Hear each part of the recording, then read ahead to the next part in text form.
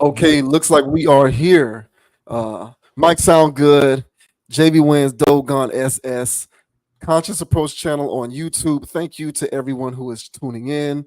Thanks to everyone who has hit that subscribe button. Thanks to everybody who will hit the subscribe button in the future. Let us know what you think about the commentary in this or any other video. We certainly appreciate you joining the tribe as we continue to kick around this logical content.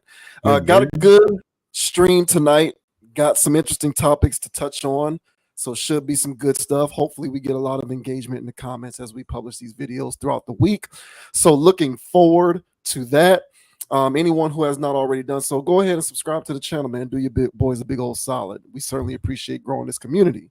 Now, we'll go ahead and get right into it. First topic that we are going to discuss this evening is Mr. Russel Willson.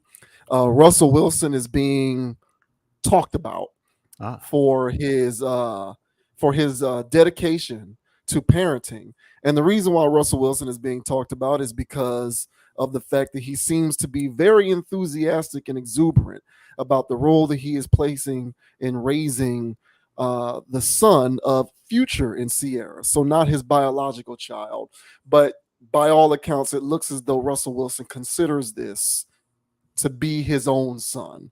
You know, almost like he adopted him, even though he is actually the son of Future and Ciara. As a matter of fact, the boy's name is Future Jr.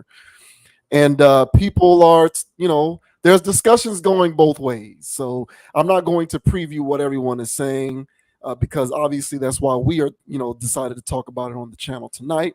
But there's people who are, you know, saying that this is a great thing and that Russel Willson is being a good person, and he's, you know, there's a lot of congratulations, such sentiments that are being, you know, sent Russel Wilson's way. But then there's also people who are clowning him, as people like to do, because Russel Willson tends to be a lightning rod for people clowning him for being who he is. So we'll go ahead and provide a little context before we get into this topic. This says, Russel Wilson's parenting praised as he posts up with Future Jr. Russel Willson has gotten social media's stamp of approval on his parenting as the quarterback posted up with his stepson, Future Jr., the son of Ciara's ex, Future. Willson simply captioned the post forever as Future Jr. hugged him from behind in a sweet, candid shot. Furthermore, as mentioned, fans were absolutely loving the shot as it made the rounds on social media. Russell's first experience of fatherhood was with Future. Unbreakable bond. Blood doesn't make you a father. One person slightly inaccurately noted, because blood actually does make you a father. Okay. I didn't know. I thought it was still in the air, but okay. You know, yeah, we'll let that slide for enthusiasm. How about that? We'll let it slide for enthusiasm. Willson does have several other children. Future Jr. is just his first son. The men upset by this, I'm here to tell you, I'm sorry your dad and your stepdad treated you poorly. I'm sorry you ain't have no fill-in dads or uncles to show you care and help you experience what it's truly like to be a cared-for son. You didn't deserve that neglect from your tribe, another person added. Whoa. So there's the post there, and how wonderful does that look? So the article goes on to say, however, could the Willson family be on the move this offseason as tensions continue to brew between Willson and the Broncos? All signs point to yes. Willson reportedly expects to be a free agent in the 2024 offseason following his benching by the Broncos. So this just goes on to the sports stuff. But clearly the reason why we are broaching this subject is because of this, you know, post making the rounds with Russel Willson being a wonderful stepdad to the son of Future and Ciara. And most of the people, I would say, based on the reactions that I have been seeing on the internet, are people who like this. They are looking at this in a very positive light. And they're also going at people who have a negative thing to say about it.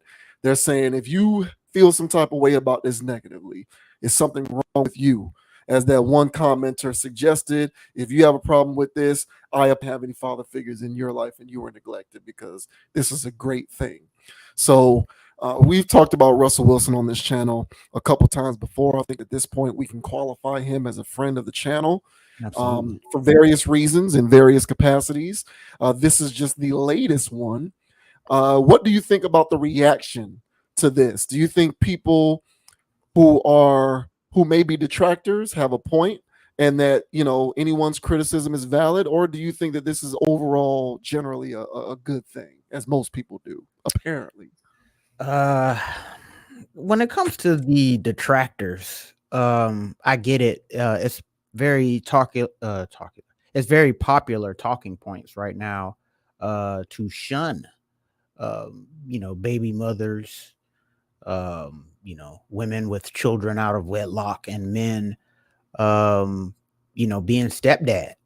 There's a very harsh stigma that's floating around the internet waves when it comes to guys stepping into that spot and being, stepdad. So I can pretty much already hear, the red pill oozing from the comment section from some people who felt like he's being a sucker, and that he's getting played by Ciara, and he a lame, and he raising another man's kid. And so I'm sure there's a lot of people, the detractors. I'm pretty sure that that's the angle that they're coming from. It might be through personal experience that some of those dudes had. Hey, bro, firsthand, I done been a stepdad or tried to play stepdad and whoop whoop whoop whoop. All and so whether their gripe with this is valid or not, I still feel as though there's a bigger picture here, and that picture is that Russell Willson is not you. Little Future is not the little kid that you was trying to be stepdaddy to, and Ciara is not the baby mama that you was dealing with, from whoop de whoop. So this is a whole different situation. It is a whole different situation. So to speak on it in such a way where you're hating on this, I could see if it was a weird picture. This is a nice picture. So it doesn't look like the kid doesn't jive with Russ, and Russ, that's the most wholesome thing I've seen. And this guy takes a whole bunch of wholesome pictures. So I don't really see if the detractors really, just took a step back and realized that this is not your business, for one, and then two, in the sense, go, all right, man, maybe this kid really needs this. Yeah, he does. All children need that, which kind of alludes to that comment where the person was saying that, I'm sorry that you haven't had, a father figure or somebody in your life that you could, love on in a wholesome type of way. So this here looks pretty clean to me. I like it. I feel like this is better PR, and I don't think it was intentional PR. I think it's just Russ. If you look at his Instagram page, it's nothing but this type of stuff.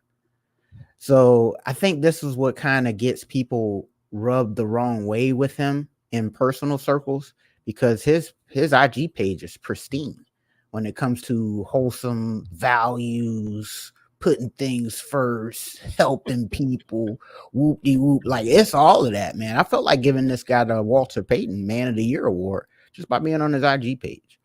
So this image is no different. So for people to hop out the woodworks to criticize him over this and not the other stuff that he does, I feel as though it's a little red pillish, and not the good kind, the kind that's expired, that's been in your cabinet for too long.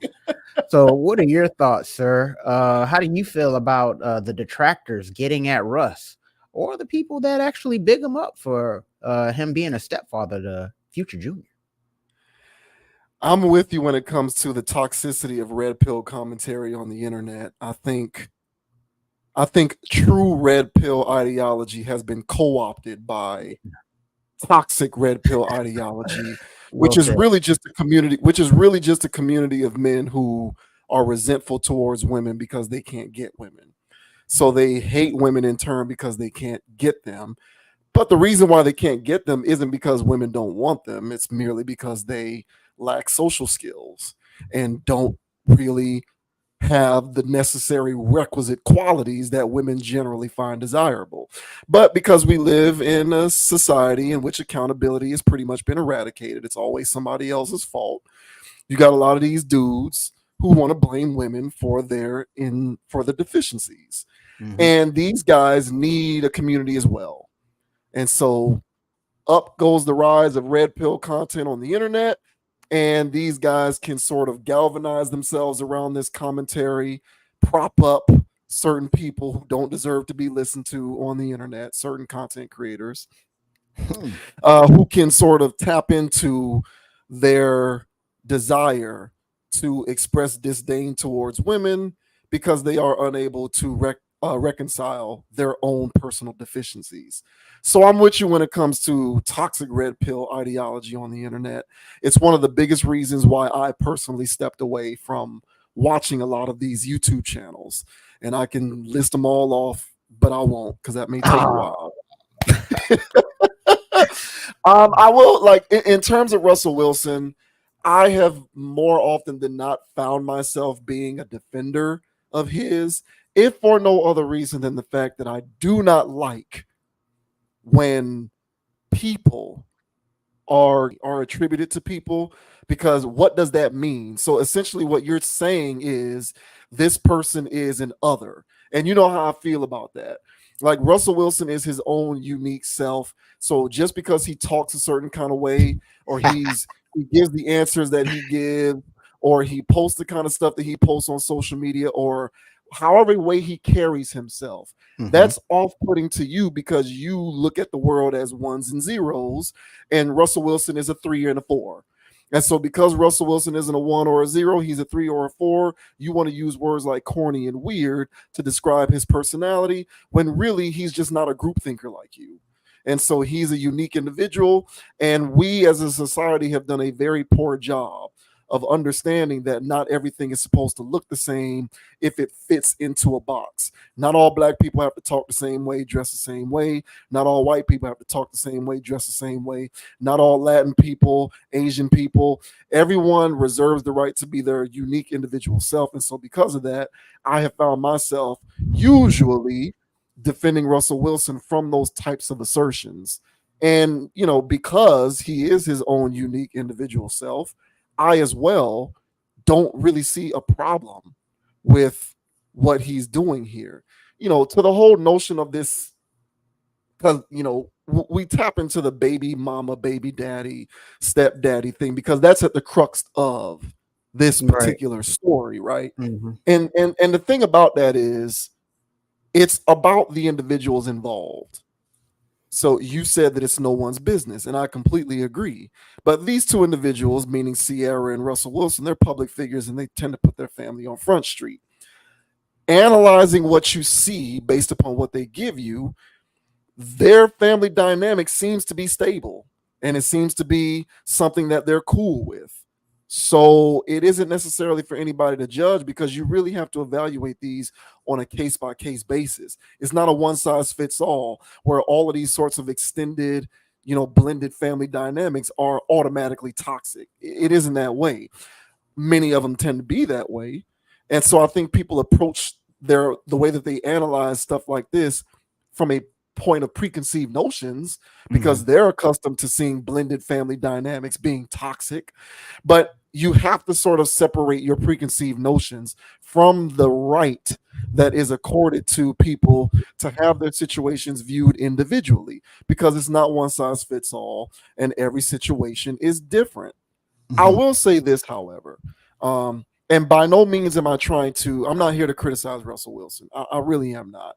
I don't know him. I don't know Ciara. I don't know what their situation is, and nor should I. I'm not supposed to know that.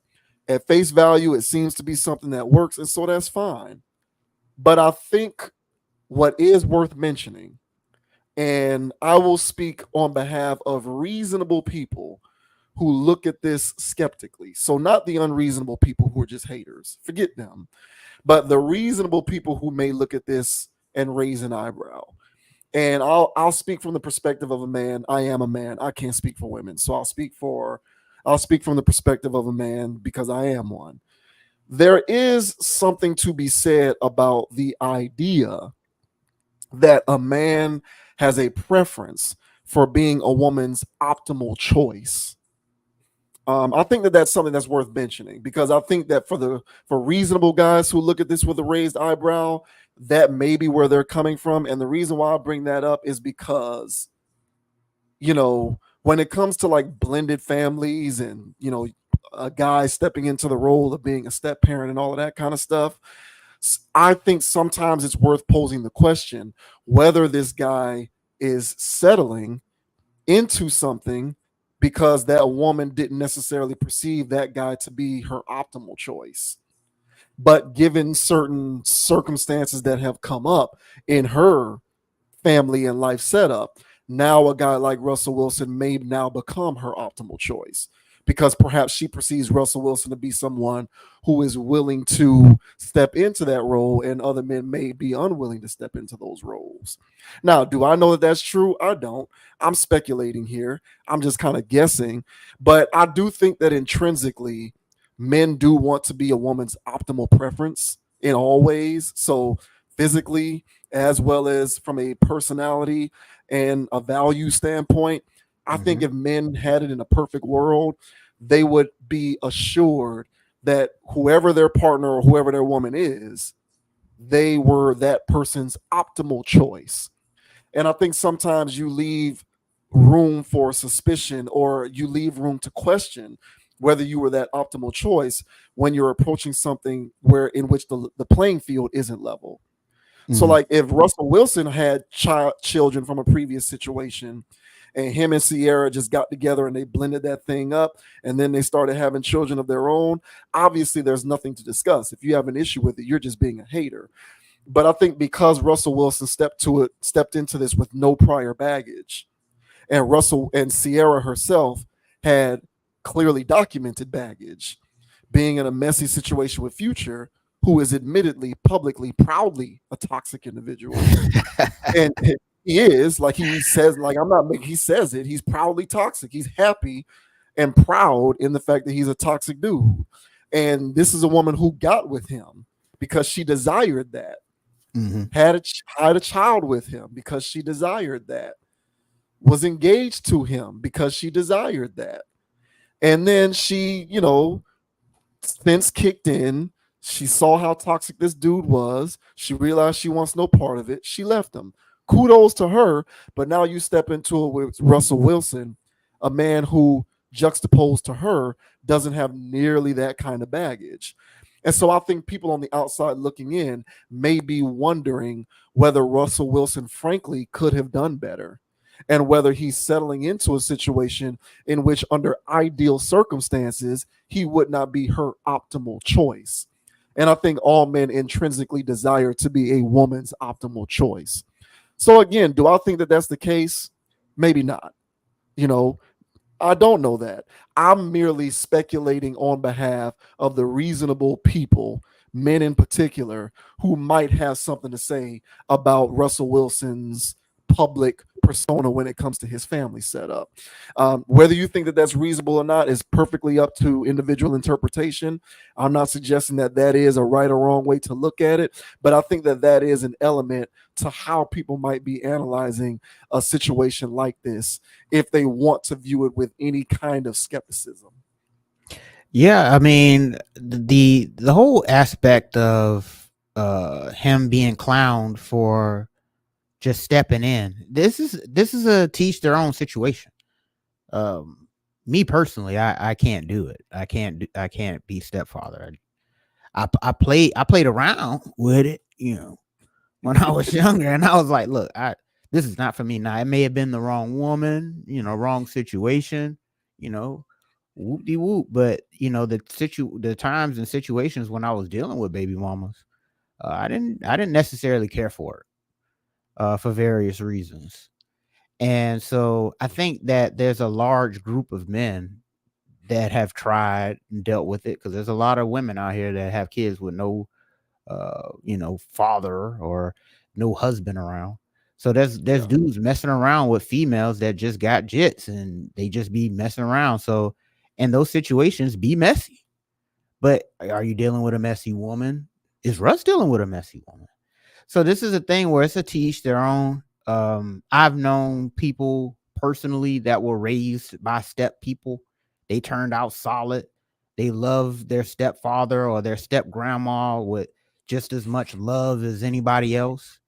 Um, so I think that this is a situation where if you built for it, if you can handle it, if the algorithm's right, then why not? Let people live it, and have at it. I think Russ, my thing with Russ was, it, this saintly figure that he comes off as, to me, it comes off slightly disingenuous. But then again, he might feel that way. I don't know this guy. So I've been a Russ defender on the football field. That didn't go very well. This year he kind of had a rebound, but still it's kind of like wonky.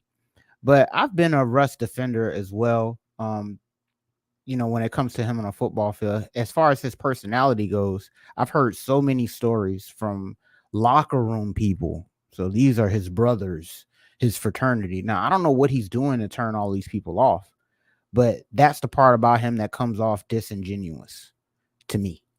I'm just gathering evidence. And so, for people that I know and trust, the Marshawn Lynch's, the Richard Shermans, for them to be given the same type of, rundown of how this guy behaves behind closed doors or in the locker room, then that was, to me, that was all I needed to hear, to formulate this thing of, hey, maybe there's some truth to him being a fake dude. So is his IG page a part of his fake persona? Is this photo a part of that fake persona?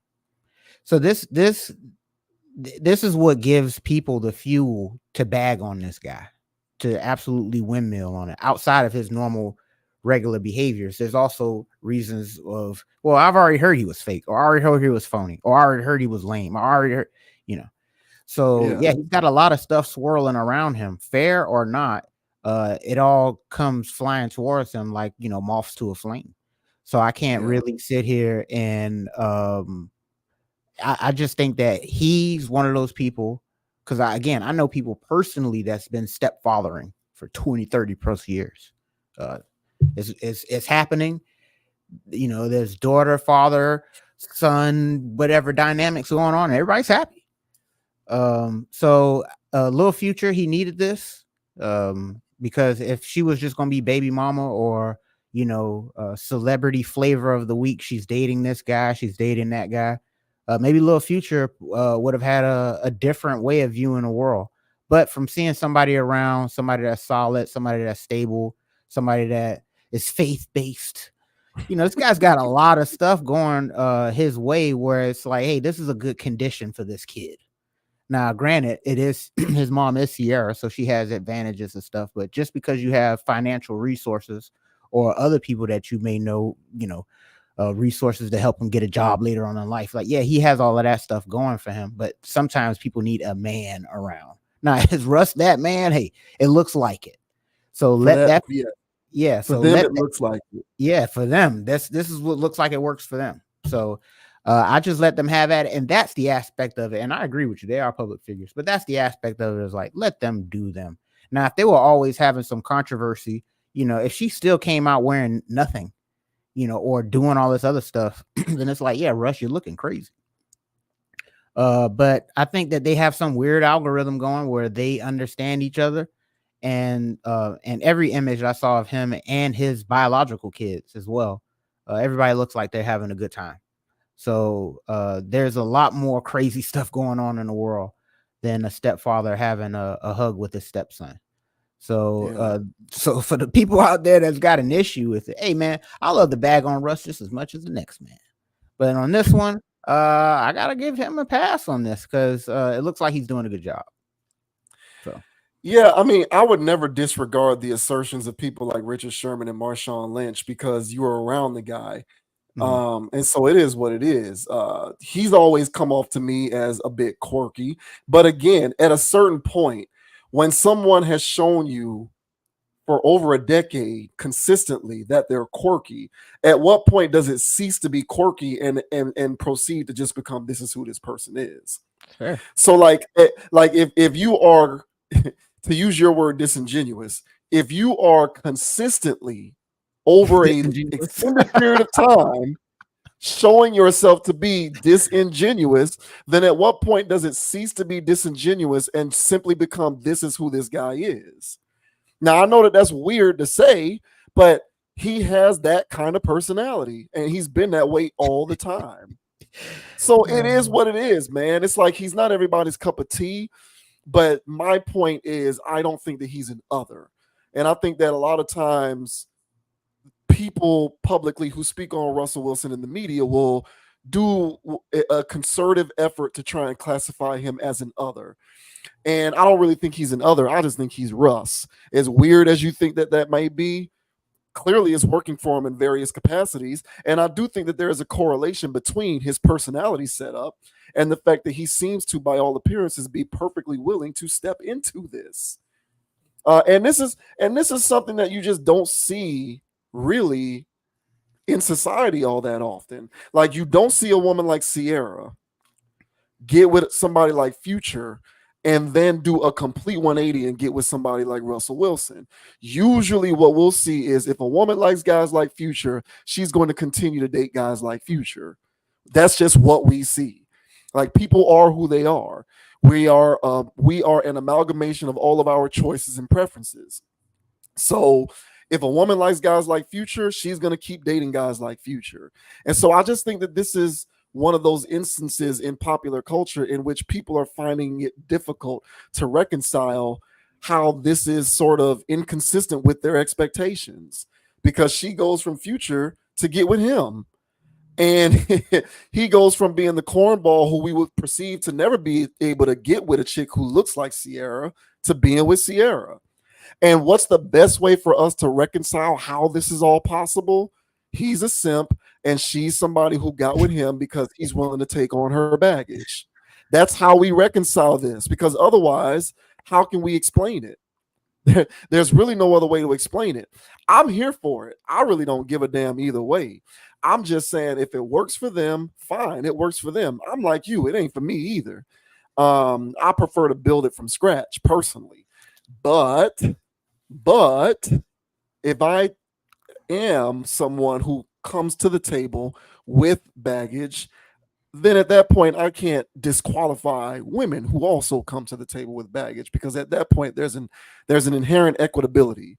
But if I have no said baggage and she does, it's a long shot.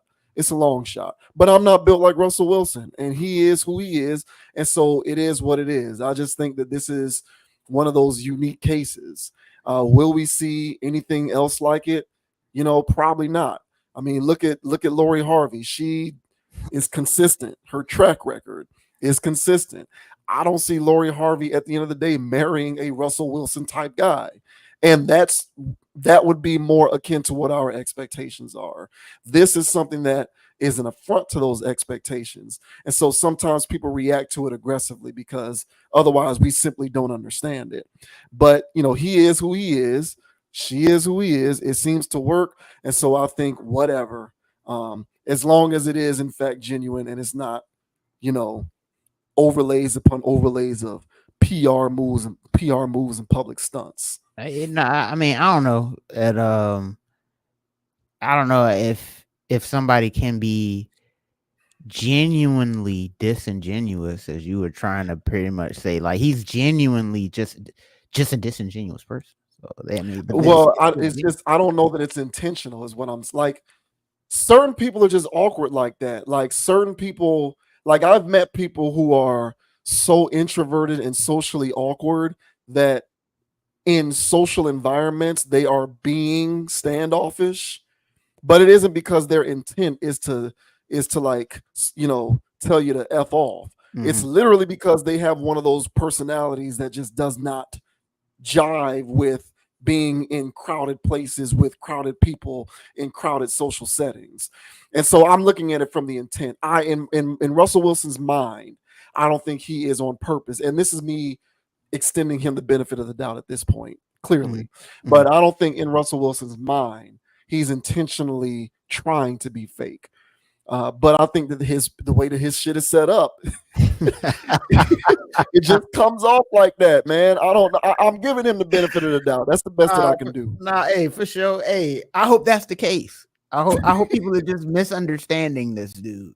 But I've heard too many things, and generally where there's smoke, there's fire. But be that as it may, I wasn't there. I don't know him. But one thing I do see is a bright smile on the little future kid, and that's the priceless thing. And why would you want to get in the way with that or hate on a man who's giving that to that kid? So that's the part about it where I'm like, hey, fall back, guys. There's other things that Russ may do later. Let's get on that. I'm with that, and that's a real good takeaway. If the kid's happy, then let it be, because the kid is the most important thing. Exactly. The only thing that I'll say about Russ, and this is the very last thing, if he is indeed being intentionally fake, and he's been putting this show on all these years, I hope to God at some point the real Russell Willson shows up, because that is going to be fun. That is going to be so much fun the day that happens. I really hope that happens someday. Hey, nah, I think that's him. I think that's who we got.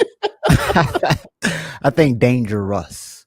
Ooh, that's spicy. I think that's who he is. So hey, have fun, Russ.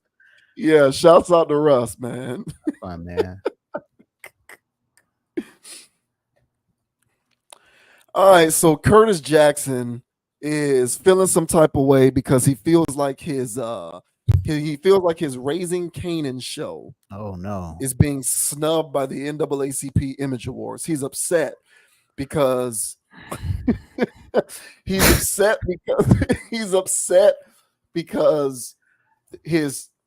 his fourth show overall. It's the third show in the Power universe, the Raising Kanan show. And I guess he was, speaking of expectations, he had expectations that this show would get some recognition from the NAACP Image Awards proceedings, and apparently it did not. And so he's not very happy about that. He feels like he's been disrespected, and he feels as though the work is not being recognized for the artistic level of genius that it actually in fact is. So let's see. Let me go ahead and find this screen to share here. So here we go. All right. So we, of course, are going to provide a little context here first.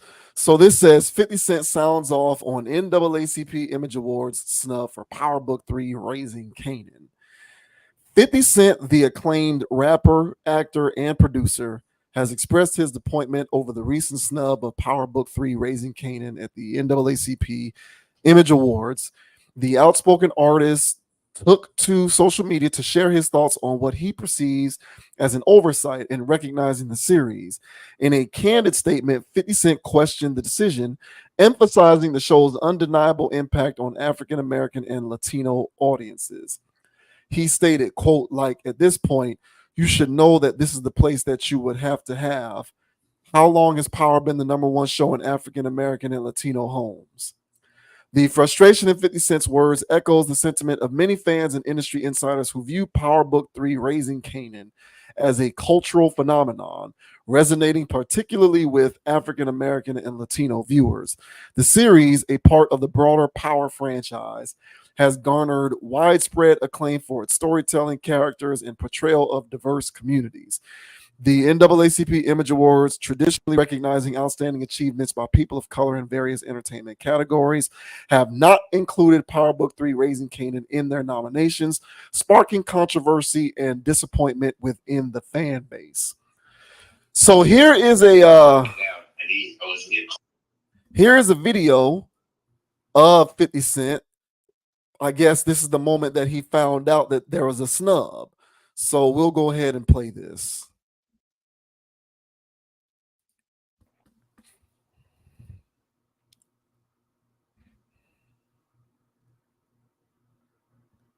Yeah. Come on, you can do it. Come on, 50. One thing about Twitter videos, they be acting funny sometimes. Come on, you can do it. Come on, we got faith in you, media player.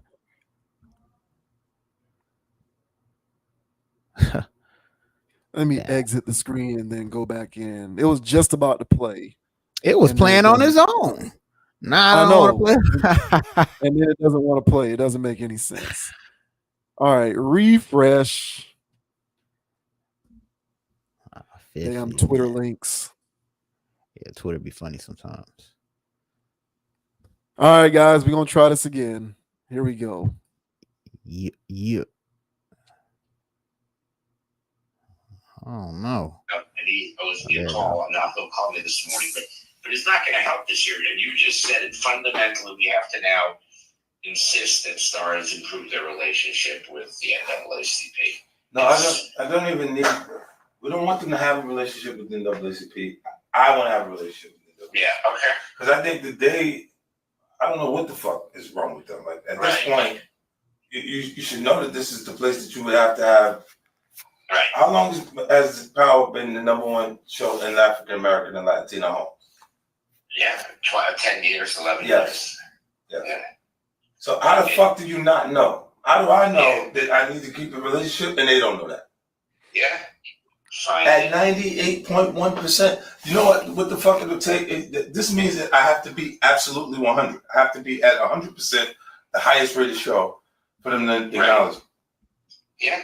It is absolutely outrageous, but that's at the root of it. I'm gonna do my thing, and I'm gonna get back to you on this. All right, I'll call you back. All right, thanks. Right. All right, there you go. Now, you know, this internet world that we live in, man, is amazing. Who was recording that? Like. Bro, no, don't get me started. like the multiple angles panning in and out. I'm like, bro, this ain't Power, or is it? Like, what's going on here? Yeah, like this reaction video was a literal cinematic experience. It was like, who's recording this? But whatever. I digress. The article goes on to say 50 Cent's vocal response to the snub is characteristic of his outspoken nature, both in his music and in his presence in the entertainment industry. The artist, who has been a driving force behind the success of the Power franchise, has consistently advocated for the acknowledgement of quality content that resonates with diverse audiences. As discussions surrounding diversity and representation in the entertainment industry continue to gain prominence, 50 Cent's commentary adds another layer to the ongoing dialogue. I want to read that sentence one more time. Mm-hmm. The artist, who has been a driving force behind the success of the Power franchise, has consistently advocated for the acknowledgement of quality content that resonates with diverse audiences. I think that is a very key aspect of this entire situation. Emphasis on the word resonates. The artist's frustration reflects a broader concern within the industry about the recognition of content that authentically portrays and connects with underrepresented communities. I want to read that sentence again. The artist's frustration reflects a broader concern within the industry about the recognition of content that authentically portrays and connects with underrepresented communities. Please keep that in mind, anyone who is viewing this video. The fact that these forms of entertainment are being considered content that authentically portrays and connects with underrepresented communities. While the NAACP Image Awards snub may be a setback in terms of formal recognition, Power Book 3 Raising Kanan continues to enjoy immense popularity and support from its dedicated fan base. 50 Cent's vocal stance not only highlights his commitment to the series, but also sparks conversations about the criteria and considerations in awarding shows that resonate deeply with diverse audiences. So, and by the way, those sentences that I was repeating, those were the words that were written by the author of this article. So this author, that's how they feel the show is impactful when it comes to its impact on these communities and stuff. So what do you make of this? You think 50 Cent has a legit gripe about Power Book 3 Raising Kanan being snubbed by the NAACP Image Awards?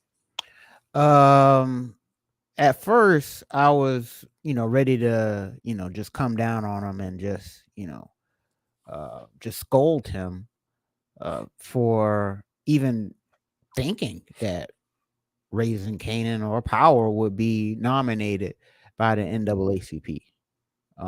But I did a little light research just to make sure that I wasn't jibber jabbering. But I just went to see the winners for last year. I did the exact same thing. Did Yeah. you see the show that won last year? P Valley, I believe. Is that correct? And yes, and that is his problem. So I think he, and then I went back a little bit more, and Insecure was like a back-to-back winner for a couple years, and it was something else. But the point I'm trying to make here is maybe 50 was looking at this like, okay, I'm not for the Image Awards for the NAACP because it's an image award for the Association of Colored People. So he was looking like, maybe my show about drugs, murder, what else? Embezzlement, Prison. prison, you name it.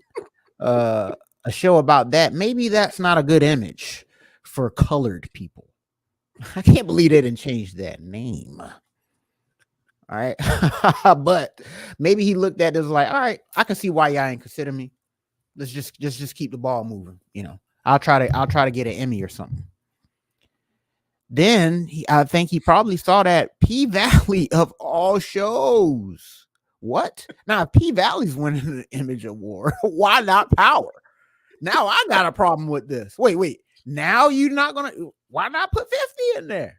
So my whole stance on this initially was to let 50 Cent have it on some stuff. It was like, hey, bro, you got the world in your hands, so to speak, when it comes to everything else. Why do you want an award over here? But if P Valley has anything to do with it, I think he does have a bone to pick with the NAACP because that show ain't about nothing. So, and it does everything that Power does. If you ask 50 will say it's a ripoff of one of his series. So, yeah, I mean, hell, now that I look at it, I agree with 50. I can't believe it. but here's my thing for the viewers out there who may not be familiar with this colored person. Now, I have a big problem with the NAACP. I am not a fan of that organization. They do not represent me or the image of the people they call colored. So I am not a fan of this, but I understand they do have an image to uphold themselves. So with that being said, I was going to side with them, dunk on 50. But it seems as though the NAACP finds P Valley empowering, finds P Valley a powerful image for Black people to look at on a regular basis. So if I'm 50 Cent, why not Power? I did this for 10 years. Latinos love it. They colored too. So why not me? He's got a good point. So how about you, man? What do you think about the NAACP snubbing 50 Cent on Raising Kanan? I see what you did there. That was very good. That was very good. I did research as well. So yes, I did see that P Valley won Outstanding Drama Series last year. That I couldn't stomach more than 2 episodes of that show. I couldn't stomach 5 minutes. What? Yeah, it's that is pure shenanigans. So I see your point, but the reason why I went back and looked at previous years is because I wanted to see if his shows just in totality had experienced being overlooked throughout the years, and that is certainly not the case. So last year, even though Power or none of the Power shows were nominated in the Outstanding Drama Series category, Power nevertheless received some recognition because Cliff Smith, apparently this is a supporting actor on the Power Book 2 Ghost show. He won an award for Outstanding Supporting Actor in a Drama Series for Power Book 2 Ghost. Never really watched that show. I know what it is, but never watched it. So then I went back to 2022 to see what happened in 2022. And I see that Method Man won in that exact same category in 2022. Mary J. Blige won in the female equivalent of that category in 2022, both also for Power Book 2 Ghost. So then I went back to 2021 and Outstanding Drama Series in 2021. Power Book 2 Ghost won outright that year. Oh, and then Method Man once again won an Outstanding Supporting Actor in the exact same. So Method Man and Mary J. Blige have each won this award twice. Outstanding Supporting Actor or Actress in a Drama Series for the same exact show in 2021, 2022. Went back to 2020 to see what happened in 2020. I see that Omari Hardwick won Outstanding Actor in a Drama Series for Power. I also see that, let's see, are there any more recognitions for this show in 2020? Not that I can see right away, but you get the idea. Power has not, 50 Cent rather, has not in any way, shape, or form been overlooked by this institution Doesn't sound when like it comes to these trophies. Mhm. Now, apparently, he has a gripe with the Kanan show because he feels like the Kanan show specifically was supposed to continue that trend, and it looks like this year, they just got left off. But I don't necessarily think, because I think what he is trying to suggest is that he's tired of being overlooked. The tone of that video to me was he's tired of this happening.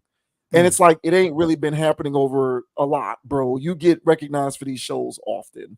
But he feels like he got snubbed. I don't really think he has a leg to stand on. I just think that this is a year where it won't happen. Who knows? Next year, you might see all of his shows up for these awards on these various institutional platforms.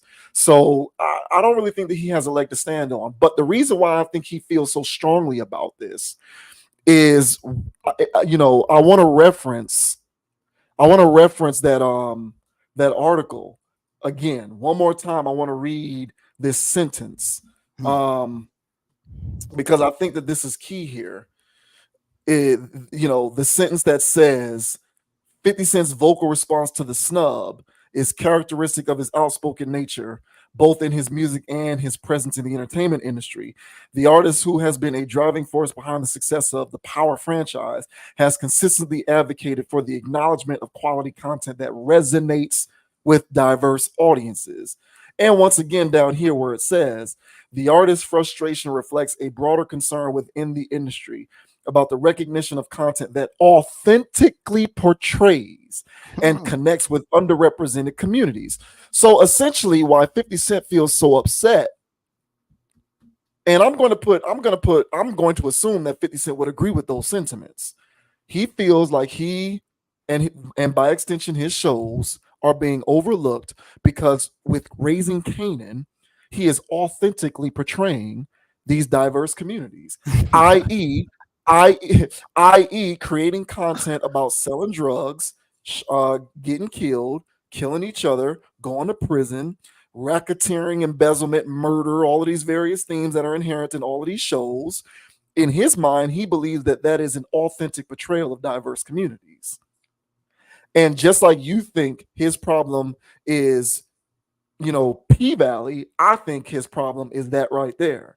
The notion that that is an authentic portrayal. So you feel affronted because your show about drugs, murder, death, kill, prison, guns, so on and so forth, which mostly features Latino and Black people in it, authentically portrays those communities.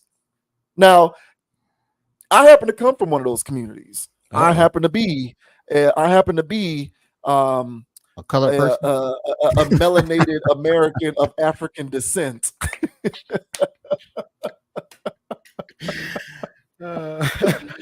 I happen to be a melanated American of African descent. And I know many other melanated Americans of African descent. And not every melanated American of African descent would feel as though their community is authentically portrayed via content which depicts murder and dope dealing and going to prison and drugs and illegal activity into perpetuity. But this is what you got going on. And this is directly in line with the music, as far as I can tell. The way that there's the way that many common themes that you will see inherent in popularized rap is directly tethered to the notion that this is synonymous with melanated Black American culture. Mm-hmm. These type shows are also suggestively inferred as authentically portraying these communities. So I'm with him. For that matter, I'm with you. I backhandedly agree with him because, you know, the corporate American machine and the entertainment industry has effectively sold the population on the fact, or rather the idea, that that type of content authentically portrays these communities. So if we are to believe that that is true, then he has been snubbed, because no one puts murder, death, kill with these communities on television in a better, more effective way than he does.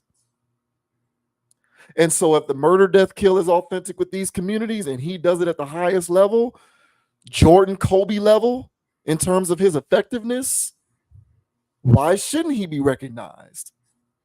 So I hear his gripe, but the deep-seated, more pressing matter that we need to address is why that kind of content is considered to be an authentic portrayal of these various communities. Yeah, there you Why go. can't it just be that is it's an artistic export, but it does not in no way, shape, or form necessarily suggests this is an authentic portrayal. That's the crux of the issue here. But that's where we are. So P-Valley, group that into the categories as well. All the rest of these shows, this shenanigery. And again, I don't really have a problem with the shows in and of themselves if we are accepting of the premise that this is entertainment. But clearly we have jumped the shark on this. This content we no longer perceive to be entertaining. We perceive it to be our culture. An accurate portrayal. I'm not making this up. Like, read this shit again. You know what I'm saying? Like, if we read this again, I close the damn tab again. Let me reopen it so I can read it one more time for the people out there. The artist's frustration reflects a broader concern within the industry about the recognition of content that authentically portrays and connects with underrepresented communities. So that's what we're dealing with. Power Book 3, Raising Kanan, is authenticity. And it represents me. Yes. Yeah, this is my art. This is my art. I can concede that it can be entertainment that I can consume, but it's not my culture. It's not authentically portraying my community. Authentic drugs and murder and cocaine and crack and prison and all of this kind of stuff. You know, that's not an authentic portrayal of my community, in my opinion. It can be entertainment, but I'm not leaping to the conclusion that that authentically represents my community. Authentic, I'm stuck on that word. I can't get over that. The word authentic, that's what I'm stuck on. I can't get past it. But I'm pretty sure he would co-sign those sentiments. And so as a society, we believe this. We believe it. And so because we believe this collectively as a culture, as a society, he has been snubbed because he is putting content like that on Front Street at a higher level than anyone else that I can think of. So he has been overlooked. Go get him, 50. I hope you get your trophies at the end of the day. I mean, he was talking there like he never won anything from these people. But as you mentioned, he was winning stuff. Method Man was winning stuff. Mary J. Blige was winning stuff. So, by the way, so, you know, I've caught pieces of that, you know, smatterings of it. And I would just say that they weren't even acting well. It wasn't even. I mean, there was times where it's like, okay, Method Man, like I get it, like you know what I'm saying, like wherever he's from, Bronx or Queens or wherever he's from, like okay, yeah, you're like not from there now. You're like this corporate lawyer man, but still like, so you're gonna talk like that, have that accent. So I mean, that was kind of cool seeing Method Man act like that, but it was still like he's acting. And Mary J. Blige, whenever she would do something, I'm like, she's acting. And whenever I'm watching an actor look like they're acting, to me, they're not acting well. So for his show to be basically sweeping it sounds like, yeah, he's just upset that that this show didn't get any rec. But it's probably just voters fatigue. You know how I go. What are we going to give LeBron the trophy again? Nah, let's give it to Steve Nash. And so when they want to give it to Steve Nash, what are you mad about it?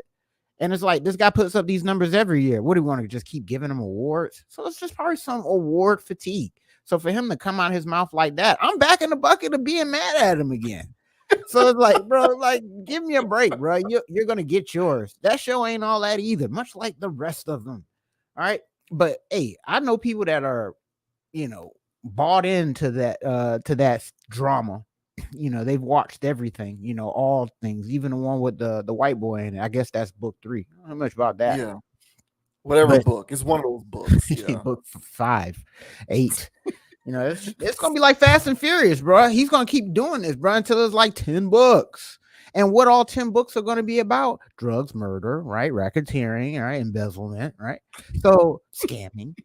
And so that's what it's all going to be about. So yeah, I hear your point when it comes to the authentic representation, because those shows to me authentically represent criminals, not not blacks and Latinos.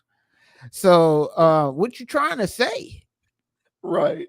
That we're authentically criminals and that we authentically resonate with that? Sorry. Do I know people who sold drugs in the past? I knew those people. Did I resonate with those people? Not really, no. You know what I'm saying? Like, so just because I am aware of it, just because it is a part of the community's experience, doesn't mean that is the community's experience.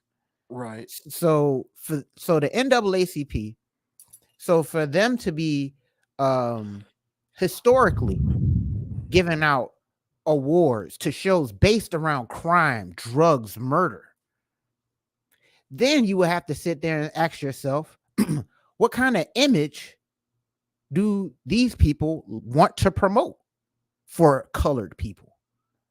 Because if you're sitting there and you're giving P-Valley awards, you're giving any of the Power Series awards, any of those actors awards, that award show, if you want to ask me, should be about the image of Black people in a way that we want to see ourselves in the next 50 years. Now, if we want to see how any of those characters, Method Man, Mary J. Blige, or anybody in between, how they were acting in that show, if that's how we want to see our people act in the next 50 years, give them that image award. And it looks like they did. If that thing, and this is me, I'm a regular dude. I'm not at the head of the NAACP, who's supposed to be the advocate for Black people, who's supposed to be the lobbyist for Black people. And yet and still, they're promoting these shows, giving these people awards for crime, murder, and everything in between. So no, so this is why I don't support the NAACP. It seems as though they were already giving out awards to trash anyway. So what's the big difference between giving the Raising Kanan trash show a trophy as well? So I guess I'm back on board with being agreeing with 50 again. Because that institution is a joke. It's laughable. And give that man his trophy, because who else is he competing against? There's no other shows out there. So nah, this is all hogwash. Get the NAACP out of here and get the whole Power Series out of here. Sorry, Power fans.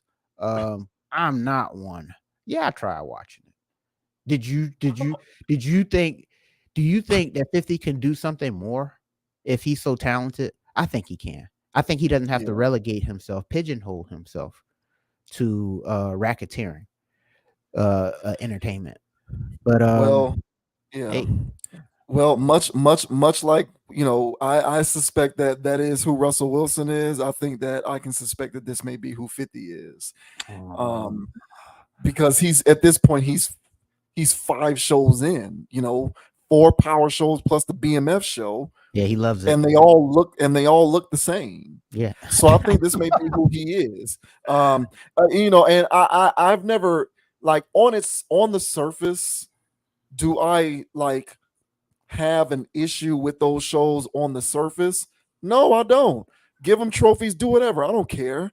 But obviously, I get uncomfortable with these kinds of conversations for the exact same reasons that I get uncomfortable when we talk about the music. We don't look at the music as art and entertainment. We look at the music as this is authentically our culture. And I think shows like this have a similar effect where we look at it as like a modicum of authenticity. And so that's where I become uncomfortable because what message does it send to the world population that your chief artistic export largely comprises a particular form of content? Like, you're basically telling the rest of the world via this export that this group of people is about this certain thing. Now you can say that people should be able to think beyond that and be smarter than that, and I would agree with that. But as I've said before, the person, the individual, is smart and thoughtful and reasonable. People as a mass are dumb, stupid, and panicky. People are idiots. And the person may be able to watch Power and, like, some person over in another country may watch Power and say, "Oh, I know that, that doesn't necessarily suggest that all, melanated Americans of African descent are like that." But the mass of people, the masses, the group, especially when it comes to ongoing conversations on the internet and various message boards and discussions, Reddit boards, YouTube comment sections, Instagram post comments boxes, and various things like this, Twitter/X comment sections on various posts, the masses, they're 100% going to glean that this chief export authentically represents these various groups of people. And that's the part about it that makes me uncomfortable. We don't look at this stuff as entertainment. We look at it as this is speaking for me. And I think that it's a very delicate balance that you have to be able to strike in terms of producing this type of stuff, but making it known that, hey man, this is art and entertainment. It's a form of artistic expression, but make no mistake about it, these people are much bigger than this. This is just a piece of art and entertainment. But when you conflate that art and entertainment with the soul of that group or whomever in terms of what their culture or way of life actually is, I think you're venturing into dangerous territory. But for the purposes of 50 Cent's complaint, give it to him, because this is Black culture, this is Latino culture, shows about crime, prison, selling drugs. That is an authentic portrayal as effectively put forth by the entertainment industry, and he does it at a higher level than most other people who are in position to produce content for entertainment. So he has a legitimate gripe. Give him the damn thing. Yeah, Who does it better than him? Nah, for sure. That's what I'm saying. Like, he puts up triple doubles in that category. So yeah, give him the MVP. Y'all mad about it. So yeah, give him the damn MVP. If this is y'all criteria to win it, then go ahead, because he's fitting the bill. Yeah. So yes, yeah. I won't be watching that show. Sorry, y'all. I just won't be watching. Yeah, man. Shouts out to 50. Shouts out to everybody who watches those Stars shows. And Mr. Jackson, I hope they hear you. I hope they hear your plea, and I hope they fit that show on the bill. You deserve it. Next year, brother. You got it. Next year. Oh. All right. And so Instagram model / reality TV star / whatever else that she's known for. Draya Michele is making her rounds on the internet. She's going semi-viral this week because of her alleged relationship with Jalen Green, NBA player. I'm not going to call him a star. He's not well known enough to be a star, I don't think. I don't think if you don't follow the NBA, I don't think casuals know who Jalen Green is. I think Jalen Green is still at the point where you have to follow the NBA to know who he is. But be that as it may, he was a number 2 overall pick a couple years ago, something like this. Highly touted prospect. He is 21 years old, and he is on the tips of people's tongues because he is rumored to be in a relationship with Draya Michele, who is this insta thought. And the reason why people are talking about this is she is 39 years old and he is 21 years old. And it is being speculated that she may be pregnant with his kid. So we'll go ahead and share this article real quick, because some people are sounding off against Draya Michele. They're calling her a predator. Wow. So this says So this says Draya Michele labeled a predator over Jalen Green pregnancy rumors.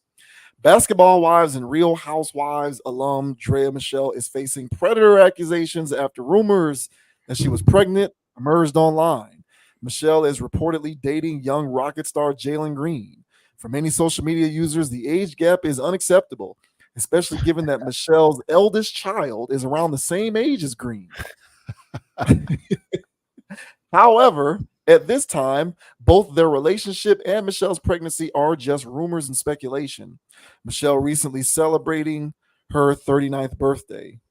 I think that's a typo. I think they meant to say celebrated. Despite the hate Michele was getting, many other users lamented the invasive nature of celebrity rumor culture.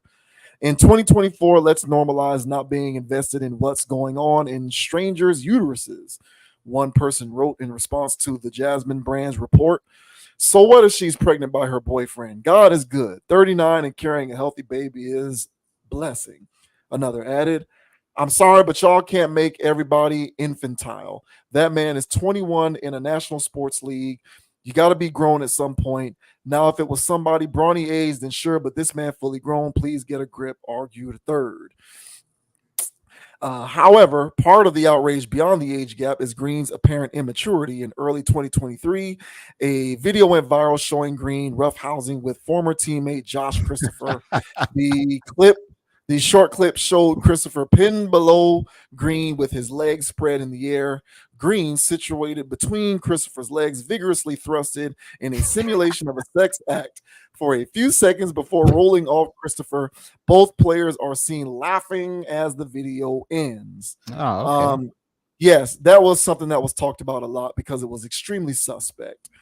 But I'm sure the liberals defended it as nothing wrong here. So here is a clip of Draya Michele at a recent Houston Rockets game. And this was the clip that fueled speculation that she may be pregnant with Jalen Green's kid.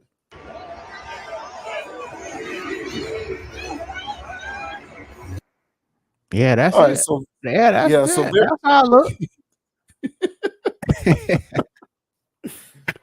Yeah, that's so very, very short clip there, but yeah, she was filmed after a Rockets game, and she does look pregnant. She does look pregnant. So, but yeah, so people are talking about the age gap between them two. He's 21, she's 39, and people are like, that's kind of, predacious. Do you agree or do you disagree? You think that she's a predator? What do you make of this situation? I don't think so. So I mean, yeah and no. Overall, no. In the hardcore sense of the word, being a predator, no, she's not. I was surprised though, to be honest, because you really don't hear the inverse of this. Because we typically hear that the men are called predators when they're dating a woman that's significantly younger. You don't really hear the inverse, although it happens. Women do that, but you don't really hear much. So I was surprised to hear that she's catching some flack, but I agree with the people that were kind of like siding with her or just basically saying like it's not that big of a deal. Because when I was looking at her IG page, and I'm thinking about 21 little Jalen, baby Jalen 21. And I'm putting myself in this young man's shoes at 21. And I'm like, this boy know what he doing. He know what's going on here. You can't look at these pictures and not know what's going on. So bro want that like that. Now, does he want it like this? You know, marriage, family, and all that? Nah, he probably don't want that, but he's damn sure trying to hit it for real. So I don't put nothing on him for that. Somebody can call me crazy because when I was 21, 18, 19, you know, I'm at work and yeah, it's a little 36-year-old, 37-year-old, whatever. I'm in that whoop-de-whooping. I'm shooting shots. I'm not trying to wife her up. But you know what I'm saying? I'm trying to live my life. So little Jalen, you know, he got the bag. Yeah, he's in the NBA. You know, he can do whatever he wants, and he want to size up like that. So my problem, the thing is with this though, this falls into the bucket of all the other stuff that we talk about with these athletes who got. Because if she is pregnant, yeah, she got him. Now it's getting pregnant the predatory act. But at some point, this guy was signing on a dotted line enough for it to go, hey man, this guy, he wanted this in so many ways. He asked for it, you know. And, you know, running up in that Raw, bro, you know, X amount of times because it wasn't the first time. So it just happened when he's playing around with it. Now, do these guys really know what they're in for at 21? No. And that's the part about it that could come off as predatory. But this guy's not thinking like that. He's a young man. He feels like he grown. Hell, bro. I remember when I was like 17, bro. You know, people couldn't tell me shit. I was a grown ass man at 17. So, like the people said in the comment section, if this was Bronny, maybe. But this guy's been in the league for like three years now. It's probably like his fourth year. And he's 21 years old, probably on his way to 22. Like he's a grown ass man. So nah, man, I can't really feel sorry for him because in order for there to be like some real predatory stuff, there has to be a victim. And I don't really see Jalen as a victim here. So I wouldn't technically call her a predator, although one would argue that she's playing the long ball game of trying to you know, mess with his head enough so she can be the woman who's at least baby mama one or whatever, so she can have a life sustaining check, you know. And he may not have seen that angle, which makes it predatory from that degree. But from the overall sense, nah, this guy knew what he was doing. So what are your thoughts, man? Do you feel as though Miss Draya is being a predator, really? Well, you first of all, you know me. I don't give people the grace of the age card. We've talked about that on this channel before. You are more likely than I am to give a guy grace on account of his age. So I don't give a damn if he's 21 or not. There are plenty of examples and case studies of past situations that you can point towards in terms of how you can better maneuver situations like this. And if despite all of that evidence, you are still volunteering to sign up for this, then that's on you, bro. I don't give these guys the age card. You making millions of dollars, you're a professional athlete. You know that your options are limitless. And so whatever happens to you is what happens to you. That's on you. You have to take responsibility for that. So I don't give the age card out. So I don't care the fact that he's 21. In terms of her and this notion of her being a predator, no, I don't agree with that. I don't think that it is okay to classify her as predatory. However, this is not about them. See, the reason why we need to make sure that we are keeping the same energy. So, and you alluded to this when you gave your remarks. If a guy is 39 and a girl is 21, if a guy is 39 and a woman is 21, and we look at that as suspect, we say that that's too big of a gap. Why is this dude getting with this girl and she's so young, you can't get women closer to your own age. Why you got to be with a 21-year-old? Why can't you get with a girl who's, at least mid 20s, late 20s, early 30s? If we're going to criticize a man for age gap dating to that degree, then yeah, give her smoke too. That's what I say. So give her smoke too. So if a guy is being predatory because he's 39 and dating a woman who's 21, then give a woman smoke for being 39 and dating a guy who's 21. Correct. So under those parameters, I'm completely cool with the smoke. Correct. I'm completely good with it. And and the reason why I like this, the reason why I do like the relatively small degree of smoke she is getting, has nothing to do with her. It has nothing to do with her, and it has to do with the way we perceive these types of situations. And I go back to this bullshit Me Too thing, which ruins society, or it's one of the things that ruins society. One of the offshoots of the Me Too movement was the perpetuation of this notion that men are by nature inherently predatory. That was one of the offshoots of that movement, was the perpetuation of the idea that it is intrinsically in a man's nature to be a predator. So women can't be predators. Only men can be predators because it's in a man's nature to be a predator. Women can never be predators. That was one of the offshoots of that. And the reason why it was so convenient for these champions of the Me Too movement to make that claim was because all of the case studies were men being predators. It was Harvey Weinstein. It was Kevin Spacey. It was all of these other people. You look at now, we got a situation going on with Vince McMahon. You got Diddy, right?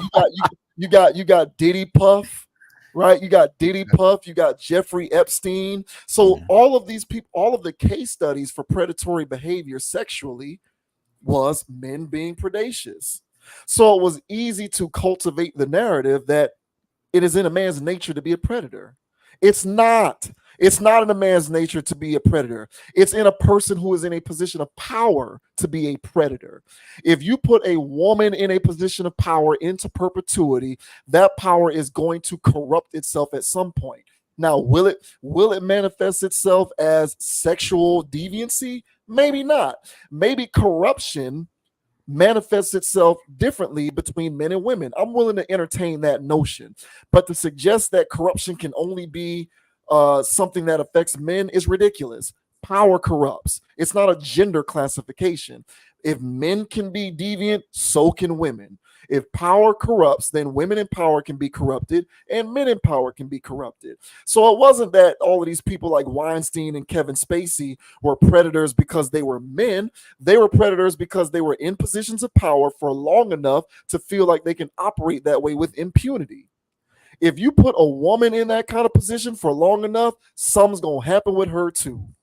And the reason why I like smoke getting thrown at Draya Michele isn't because I got issue with her, and it isn't because in a vacuum I believe she is being a predator. But if we're going to believe that a man doing that is a predator, then she's being one too. So you got to have this, you got to throw the same energy out there. And we may not ever see a Me Too movement on the other side where it's a bunch of men coming out talking about how they were abused by women in positions of power. Maybe that'll never happen, whatever. But the point is, it is not inherently in a man's nature to be a predator. It's not. It's not. If that were the case, then men everywhere would be predators. It's just that is suspect behavior. Those are bad dudes who were put in a position of power for way too long and they were corrupted. That can happen to anybody. It can happen to anybody. So, that was one of the problems with that whole situation, and it kind of threw everything off whack. But because all of the case studies were men, it became very easy to make that assertion. But what I like about this is if you throw stones at these dudes for doing that, throw stones at her too. Hey, look, man, I've been there. I was in college in my early 20s. 19, 20, 21 years old, going out to the college parties and the clubs and seeing dudes in their 30s trying to mac on girls in their early 20s, 19, 20, 21. And hell yeah, I used to hate on it because I felt like they were infringing on my territory. I know it. You know what I'm saying? It's like I'm trying to get these girls, and here you are with your grown ass trying to holler at them too. I'm gonna be a hater. So I've been there. I get it. But if those dudes were being a predator, then you best believe I'm gonna call out old girl over there, 39 years old, trying to get some, young tenderoni dude who's 2021. It's all the same. And you can't suggest anything otherwise to me because you are never going to convince me that it's just inherently in a guy's nature to be a predator. If that's not true, that's a fallacy. You put anybody in a position of power or you give anybody some sort of position of advantage for long enough, it's going to corrupt itself in some kind of way. It's just the way it's going to happen. So I don't know her from a can of paint. She's no different than the rest of these internet thoughts who are famous because they look good and leverage their bodies on the internet. Like that's what she is to me. She is that. And we know how these NBA players love these social media model chicks. We know these dudes cannot help themselves. They cannot help themselves. So this ain't no shock to me that he got with her. But my whole thing is throw the shade her way because on the surface, I don't have an issue with the age gap. But where I will holler hypocrisy is if we don't throw that shade her way when we know damn well if this situation was flipped and it was a 39-year-old dude talking to a 21-year-old woman, we would be doing that.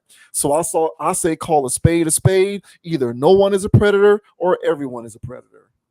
Yeah, I mean, I agree with that. And she fits the Brittany Renner type of mold where it's like that type of woman, going towards these athletes as we talked about before, and one would argue that is predatory, and I probably said it was predatory in previous videos, that type of mindset from these women who really aren't going into these situations looking for love and a husband.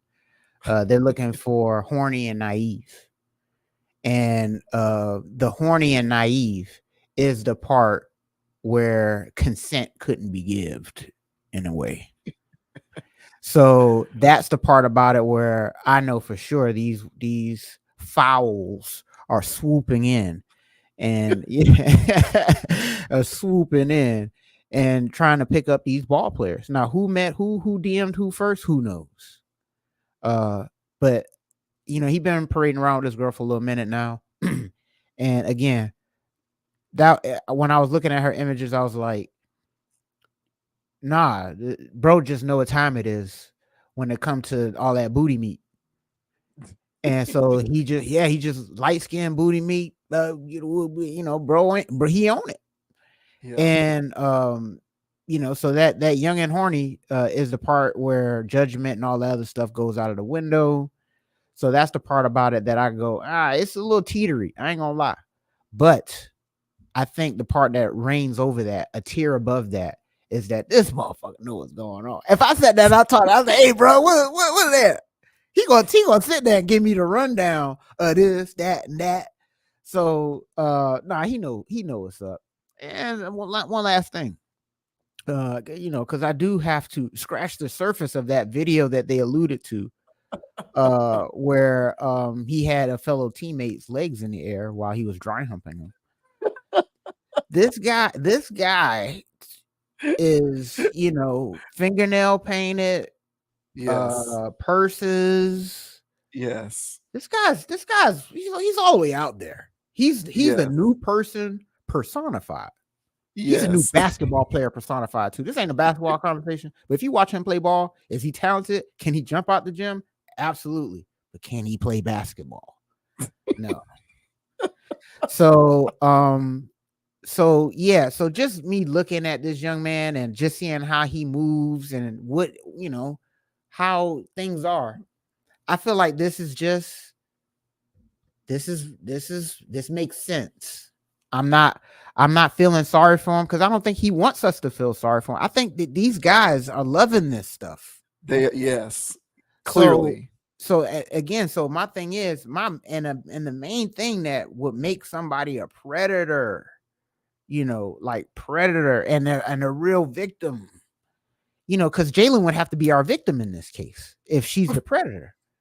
But what victim, hey, bro, hey, last week, hey, when I had bro, I'm gonna tell you what she did. Yeah. Nah, that don't look like no victim to me, and that damn sure don't sound like one. So I don't think Jalen is crying somewhere. I think he loves this. And shit, I got her pregnant. Who cares? He still wants to clap it up. He loves what's going on. It just sucks that he just grabbed someone that age. It's like, bro, you could have got a 25-year-old that's busting down like that, Right. But, who's in her prime, Right, exactly. that's in her But prime. And if you want to have kids and stuff, what? So what that mean? man, Her. they ain't thinking So about that, bro. yeah. So with a brother or a sister of the, you know what I'm saying, or the uncle is the same age as the. I don't know how the hell that shit gonna go, because he's the same age damn near as her own child. So I don't even know how that worked. It gets weird, but he didn't think that far. So no, I don't think she's a predator. I think this is just internet lust gone mad. Yeah, I agree 100%. I don't think he is a predator. I don't think she's a predator, and I don't think he's prey. But in the social discourse, if we're gonna call a man in that same position a predator, then she is too. That's how I see it. That's how I see it. Yeah. So my whole thing is either everyone is or no one is. But we know damn well that if it's 21-year-old woman, 39-year-old man, it's all of the comments and opinions about how he should be with a woman who's older than her. So my whole thing is call a spade a spade. Yeah, and I agree. It does get weird, but yeah, Jalen Green is a new human. So new humans do this weird stuff. That's consistent with his personality. I'm not shocked one way or another. And he ain't thinking about kids. These people live in the moment. They're not thinking about I know, boy. He is going to if it turns out that the speculation is real and he got her pregnant, then he'll just be an NBA player star. Baby daddy to an Instagram model. They're a dime a dozen. Those listen, in NBA circles, that is a normal thing. See, on the outside, we're looking at that saying, bro, that's kind of disparaging upon your name. But within that microwave environment, within that multiverse, within that parallel universe, that's a normal thing. Correct. That's a normal thing. Correct. They don't, that's very typical. So they just looking at it like, whatever, it is what it is. As I said, when we discussed Gilbert Arenas, when he was talking about how 90% of NBA players are going to get cheated on, it's like these dudes don't give a shit, because at the end of the day, you can find yourself not in that situation no more, and your options are still limitless because of your profile. So you are incentivized to not stop doing what you're doing, because there's really no penalty to pay at the end of the day other than child support, which he gonna be able to maintain that payment with ease given the contract that he's gonna get once he's not on his rookie deal anymore.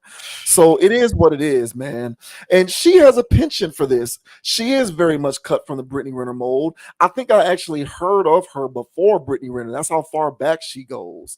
And if she has a kid that's almost Jalen Green's age, then that tells you how far back she goes. And I can remember Jameis Winston. I can remember when Jameis Winston was trying to holler at her years ago, and it went viral because she curved Jameis Winston.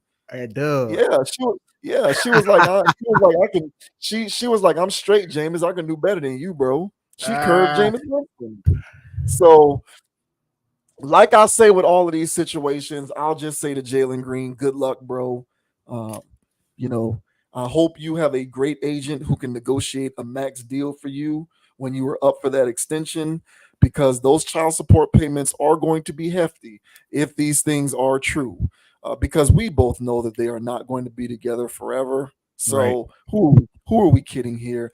This is just going to be another instance of NBA player gets Instagram model, fitness model, porn star, whatever, influencer, pregnant, and now you are tethered to this individual for 18 years. But in terms of her being a predator, I will say no, under the parameters that neither is a man in that exact same situation.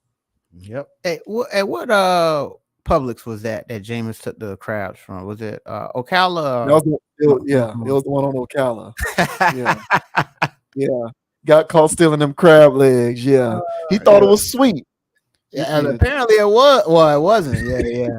Not that time. It just wasn't that time. We should have fun story time about about those days, bro. I got some tales for you guys, man. Heard a lot of stuff about those dudes. All right. Good stuff, though. Oh, yeah, good stuff. Good stuff.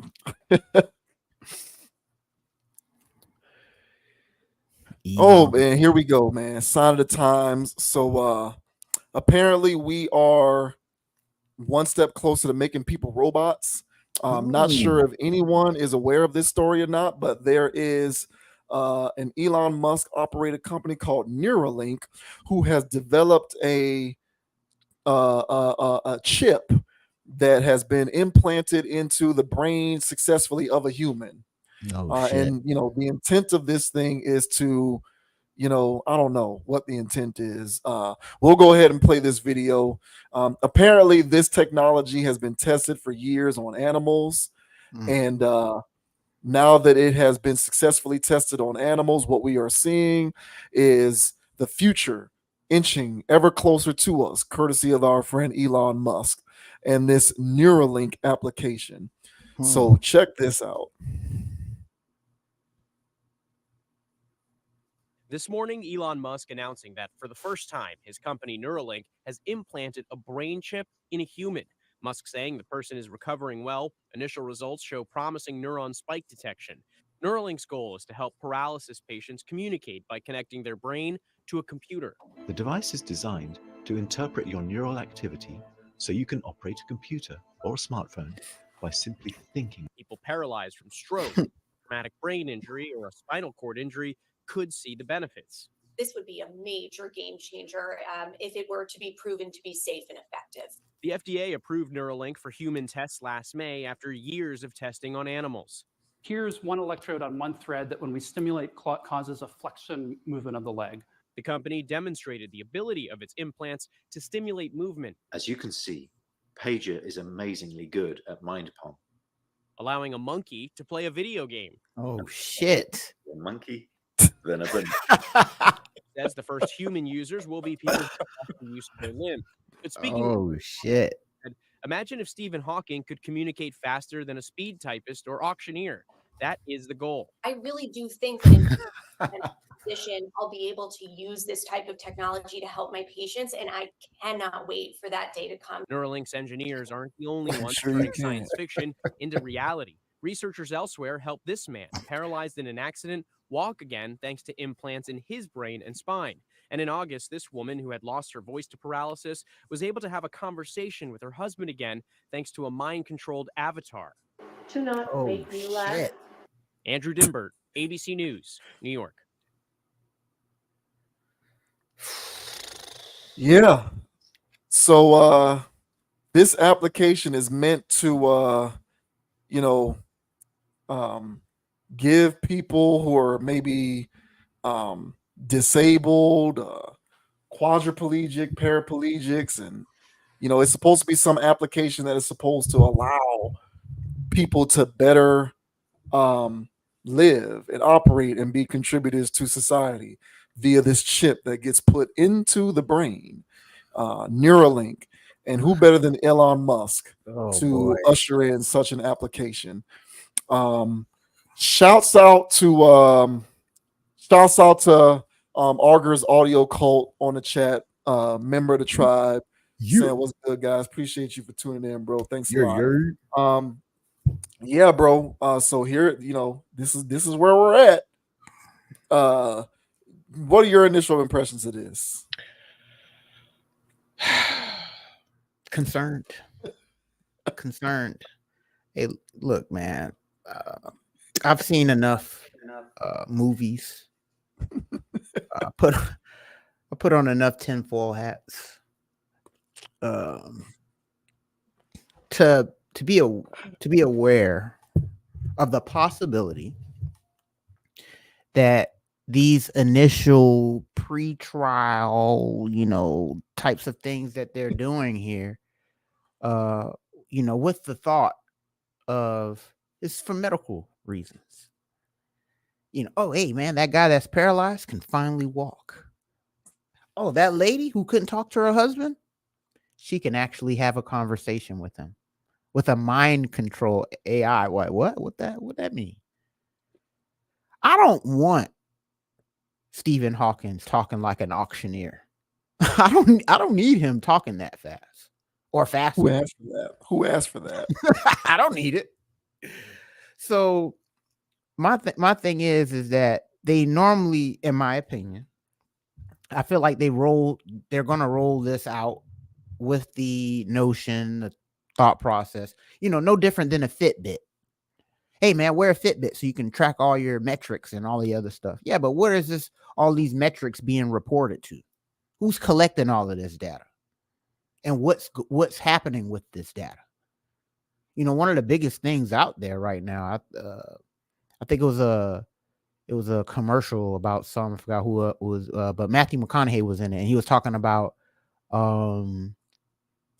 if AI is the new something, I saw that that. is the new gold or something. Yeah. Right. Yeah. So I saw that. But yeah, data is the gold.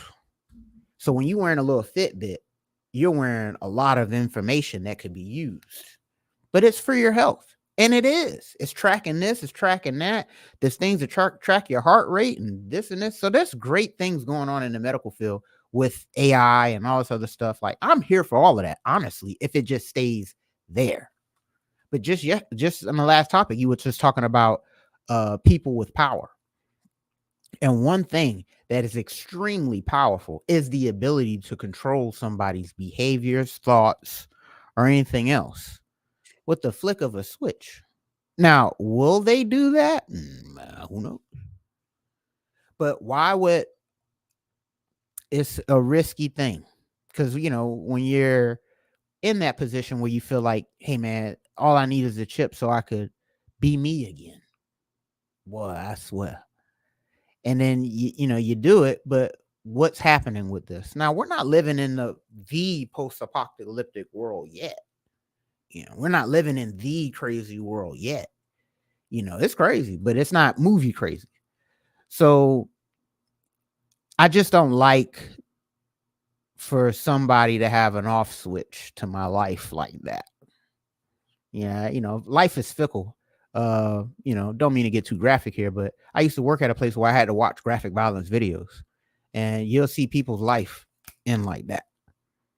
So you think life is important. You think life is, you a brick, but man, people's life is whatever. So it's already like that. So there's not much of a difference of putting in a chip and doing that. And who's going to be sitting back there? Some evil, press the chip. So there's parts about this where it's like, hey, don't be too scared of this stuff. But at the same time, there will be a company, a corporation, or whoever that would have the source codes to your soul. I don't feel comfortable with that. I just don't. Hey, call me old fashioned, man. Hey, I'll do my math by hand. Just call me old fashioned, man. But yeah, man, I just don't like this. I don't like where this could go. This is a little bit too much power, in my opinion. But this is the way of the world. We're only going to head in this direction. Just the mere thought of sending an email by just thinking about it is getting a whole bunch of my supervisors moist. So what are your thoughts, man? What are your thoughts on Elon Musk possibly cracking the code and getting chips inside of humans? Yeah, my first question was going to be, what do you think are the odds that this application stays something that is meant to help, disabled people? Odds zero. Yeah, exactly. So this isn't what scares me, but what it will inevitably evolve into is what does. Right. Anytime these revolutionary applications come out, they have the desired intention at first, but then corporate interests get involved, and it ends up becoming turned into something else entirely. And I definitely see a situation in which the application just gets licensed for billions of dollars by other companies so that they can utilize that technology for reasons that they want to use it for, that they want to utilize it for. Mm-hmm. These things always start off one way and then they just end up something different. Yeah, You know, man. it's like social media. These apps were originally created to be Boy, means of share sharing pictures. information with family and friends and community. Like that was literally the original intention of like Facebook, Instagram. Like they came up with Instagram because it's like, oh man, let's create an app where it isn't so much about text, it's more about pictures and people can share pictures with one another. You know, that's how it started. And then, you know, once the user base got so big, companies saw the potential money making opportunities that were there, and they put advertising dollars into it and investment dollars into it, and all of these different kinds of things. And now you have the pay to play game and bots and AI and machine learning technology, which filters out and censors content. It's become this weird abomination Right. that it never was intended to be. Correct. And you cannot stop that because humans cannot help themselves. Humans cannot help themselves. They cannot be held responsible for maintaining the sanctity of something. It's always going to be turned into something else that can give someone an advantage in some kind of way. So there's going to be some company that licenses, that pays for the license rights to use this technology. And that's going to, you know, Musk will make his billions of dollars off of selling the licenses. And that technology is going to turn into something that isn't just people who need a wheelchair or a walker to walk being able to still be productive. It's going to turn into something else. And that is going to in turn turn into something else, which will in turn turn into something else until we do have a Black Mirror situation on our hands. Yeah. You know, and for anyone who doesn't know Black Mirror, it's a show on Netflix. It's one of the few shows that I watch. Check it out. It gives you a dystopian idea of what these types of things look like. Yeah. Something always starts one way and then it becomes something different. Right. You know what I'm saying? Like, you know, virtual reality is all well and good if you want people to be able to communicate across the world in virtual rooms and share experiences and become friends and develop community. But then the sex industry gets involved, and now you have, you know, virtual reality, you know, sex stuff. And now what you have is an entire population of men who don't go outside to meet women because they got this goofy thing on their heads, getting their rocks off via virtual technology, sexual satisfaction. Bro, that is a perversion. That is a perversion of what the original intent of that technology was. You're going to suggest to me that that's a good thing? I'm going to have to respectfully disagree with that. You talk about VR, bro, like that's going to be like craziest VR everywhere. It feels like you're literally in the room because they're messing with your nerves. Yeah. Hey, Look, man, that's where we're headed. And all y'all people think all of this stuff is great. Everybody thinks everything is good. I'm the cynic and the skeptic who knows the nature of human beings. And the nature of human beings is to figure out the best way to leverage something to make money. Correct. So all this thing is going to do is be an application that gets licensed out for billions upon trillions of dollars so that corporations can use it to their advantage to make money. And the various means by which they use it to make money is going to have certain unintended consequences upon society. Now, if we're okay with that, then fine, whatever, cool. But I don't necessarily think that that's the best thing in the world. And, you know, the example that I just gave is one of the first ways that I can see something like this going on. Just, it was a season 3 or 4. I don't forget which season it was. But it's the episode with Anthony Mackie and I forget the guy's name off the top of my head. He's been in a bunch of stuff.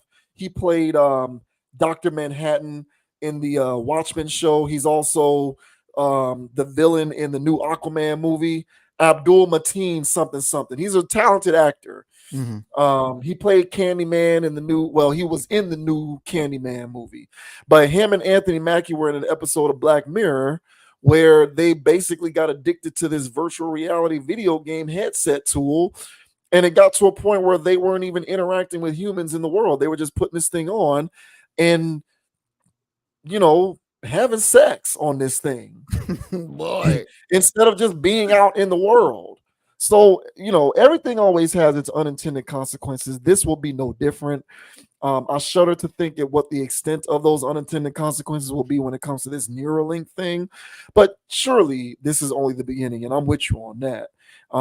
But I'm pretty sure there are a lot of people who are going to call me old and it's not that serious and it's not a big deal and it's only going to be good, and okay, that's fine. I'm just going to choose to opt out of this one. So anyone who wants to opt in, good luck. I'll be over on the other side. No headsets, no chips in my brain for me.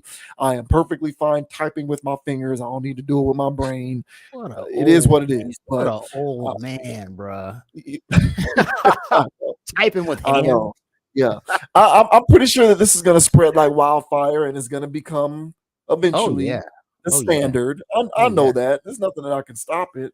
But yeah, Skynet will eventually become self-aware for sure. I mean, dudes painting their fingernails, they're going to put a chip in their head. That's for sure. So, hey, man, that's another thing. And now if they become like, mandatory down the line, like some social security card or a Pfizer, I'm going to sit there and go, you know what? Now, if these are the same qualities of SpaceX, Cybertrucks, and charging stations at Tesla, I don't want anything. They're going to need more than monkeys playing some little game. I'm going to need them to do more trials on humans, because this guy's had a wild reputation with his experiments being very experimental. So who knows? But yeah, man, the scammer game with this, somebody can walk by you, steal info, steal memories. Who knows what these things can do? Yeah. So it's a lot going on with this. But look out, guys. And be safe. Stay vigilant. Yeah. Johnny Mnemonic, Gattaca, Gattaca, Children of Men. Yeah. Gattaca is highly underrated. Children of Men. I invite anybody to watch any of these movies. And if you think that is a utopian society that you want to be a part of, then go for it. But there's always just understand that there's always unintended consequences. For real. Always. It doesn't matter what it is or how good the intention is. There's always unintended consequences. Hit the like button, man. Somebody must have pressed the damn. Hey, hit subscribe. Shit. Yeah, man, shit gonna get scary, boy. You ain't gonna be able to control yourself. What a time to be alive, man. Indeed. Yep. That is all the way fact. All right, what we got next? What's going? Oh, the conspiracy theories are out on Taylor Swift and Travis Kelce. Conspiracy theories are out on Taylor Swift and Travis Kelce. There's the idea that this union, this Travis Kelce Taylor Swift thing, is a part of an elaborate scheme to promote politics and to promote political. I don't want to use the word agendas, but I don't think that that's a word that gets flagged by YouTube yet. So I'll go ahead and say it. Political agendas. Don't flag us, YouTube. They'll censor your content, by the way. For anyone who does not know. We're covering news, man. So yeah, man, there are some conspiracies going around about the true meaning rather behind this situation with Taylor Swift and Travis Kelce. We have talked about Taylor Swift and Travis Kelce on this channel a couple of times in the past. So yeah, this situation is a friend of the channel at this point. So this here says right-wing media figures target Taylor Swift with absurd conspiracy theory ahead of the Super Bowl. With the Kansas City Chiefs headed to Super Bowl, what is that, 53? I don't know my Roman numerals. Influential MAGA media personalities have started circulating conspiracy 58. theories about the pop. Say that again? 58. 58. There we go. Okay, 58. Influential MAGA media personalities have started circulating conspiracy theories about the pop superstar, promoting the deranged notion that she is part of a sprawling psychological operations plot staged by the NFL and Democratic Party to deliver the 2024 presidential election to President Joe Biden. The attacks on Swift have been steadily building for weeks. But it reached a fever pitch on Monday. The bad blood is related to Swift's 2020 endorsement of President Joe Biden and the fact that Travis Kelce, the Chiefs tight end whom she is dating, participated in an advertising campaign for the pharmaceutical giant Pfizer. A Monday story published by the New York Times, which noted Biden would like Swift's endorsement again this year, added fuel to the fire. I wonder who's going to win the Super Bowl next month. Vivek Ramaswamy, the unsuccessful 2024 presidential candidate who has spread conspiracy theories about the January 6th insurrection and the legitimacy of the 2020 election, posted Monday on X. And I wonder if there is a major presidential endorsement coming from an artificially, culturally propped up couple this fall. Just some wild speculation over here. Let's see how it ages over the next 8 months. So this guy is of the belief that this is part of an elaborate plot to help Joe Biden become president. And, you know, they think that Taylor Swift and Travis Kelce is a political conspiracy. Are you on the side of believing that this weird situation that we have commented on for its rather strangeness and the way that it came up is actually a political conspiracy? That's a tough one, man, because you know, I love me a good conspiracy. And for this to be an elaborate thing for the election, I don't know the NFL to get into politics like that. I just don't know them to do that. Now they have their own agendas and their own thing, and their own agenda is them. Bottom line, yeah, and stealing your money when it comes to overs and unders and tied in with Vegas. But to be tied in, with the Democratic Party specifically, that's a bit of a reach, to be honest. That's a bit of a reach. I can't go that far. The Kelce, listen, the Kelce, Pfizer, Pepsi, Taylor Swift thing that they got going on, you know, that has its own things that's a little bit concerning. But to just say that I'm going to vote for Biden or Swifties are going to vote for Biden because they saw Taylor Swift at the Super Bowl and the Chiefs won, I can't swing that. That's too far fetched. It's too many. I'm a big dot connector. And so for him to connect those dots, he had to draw some real squiggly lines, and I don't like squiggly lines. So I can't get with this. I do think it is, I think the NFL for sure has its own vested interest in this fake ass relationship, but to tie it into a victory for Joe Biden, because Taylor Swift showed up at a game, I think that's a bit of a stretch. But what are your thoughts on Mr. Swami over here and his tinfoil hat conspiracy that Taylor Swift and Travis Kelce are part of some cabal so we can overthrow the United States or something? What's going on here? I think that he is someone who knows that putting this kind of stuff on the internet gets people riled up. And people want to believe stuff like this because they don't like it. They don't like the Taylor Swift, Travis Kelce thing. So because they don't like it, they'll believe anything that adds fuel to their displeasure with the situation. But no, I do not think that it is part of an elaborate political scheme. I don't. And I largely don't think that for what you just said. The NFL is about becoming... The NFL just wants money. The NFL, there's no amount of money that will satisfy or satiate the NFL's gluttonous appetite for money. The NFL can sign a $3 trillion deal tomorrow. They're going to figure out a way to sign a $10 trillion deal. Yeah. There is no amount of money that will satiate the empire. Well, it is an empire, but there's no amount of money that will satiate the gluttonous NFL's desire to become so big to fail that it is just rich into perpetuity for all of eternity. And one way that you can compromise your ability to become that rich is by getting political. if it was discovered that it was political one way or the other, red or blue, conservative or liberal, you are going to alienate such a large percentage of your customer base who you might, kind of, they might be so mad at you that they might in fact leave permanently if they found out that you was involved in stuff like this. Nah, for real. I don't think the NFL is willing to risk that. They do not care about red or blue. The only thing they care about is green. Correct. They don't give a damn what your political affiliation is. They just want you to spend that money. They just want you to go to the games. They want you to buy the goods and services. They want you to buy the NFL Sunday ticket, Red Zone, the packages. They want you to buy the YouTube, Amazon Prime so you can watch the Thursday night game. They don't give a damn who you vote for. They just want your money. They just want your money.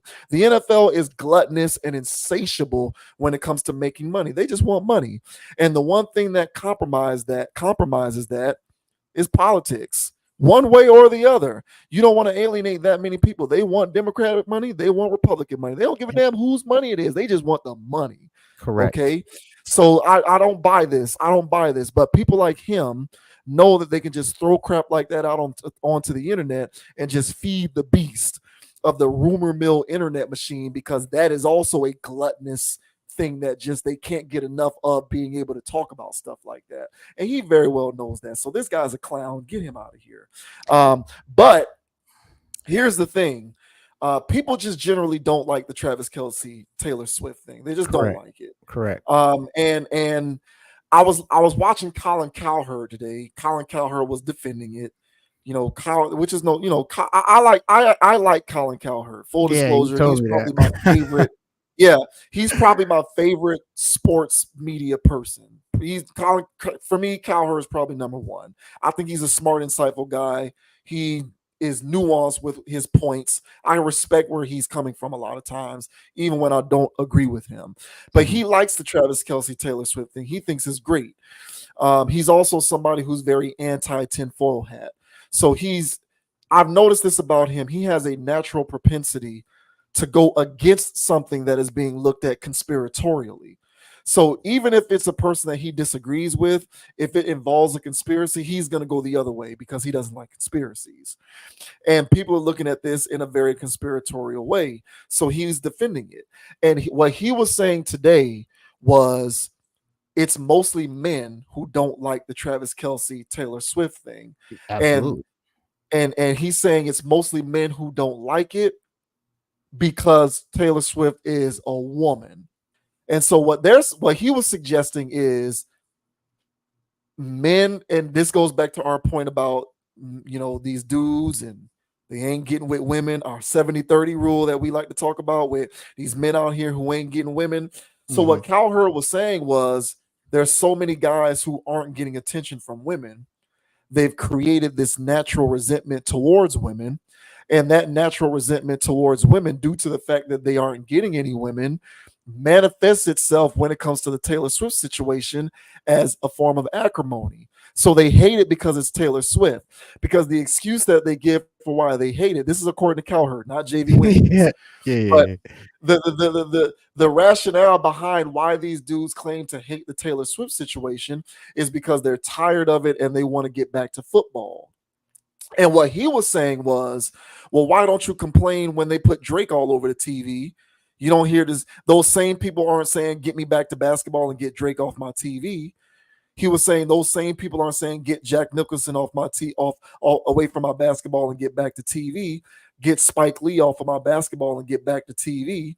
He was saying that, when it's men who are being overexposed, we aren't saying that same thing, but it's Taylor Swift who's doing it. And so y'all hate women. And so it's your deep-seated hatred for women that's really causing you to hate this thing, not the fact that you are tired of the story and the fiasco. Now, on the one hand, I do agree with him when he talks about the growing percentage of men who are out here not getting women. And so as a result, you got a lot of guys out here who hate women because they are internalizing their deficiencies outwardly as a hatred towards women, blaming women for problems that they can't figure out for themselves. So I do agree with that. However, I disagree with his overall point Yes. that's the reason why people hate Travis Kelce, Taylor Swift stuff. Correct. I think people are just tired of this shit. I'm tired of it. And here, Cowherd, Cowherd ain't gonna never see this video, so I don't care. Hey, But people might. I feel like most sports fans are in my boat. I don't want to see Drake either. Drake, get off my basketball. I don't want to see it. Get away. When they got Drake all over the TV, whenever it's an NBA thing or any other rapper for that matter, get the hell off my thing. I want to watch my game.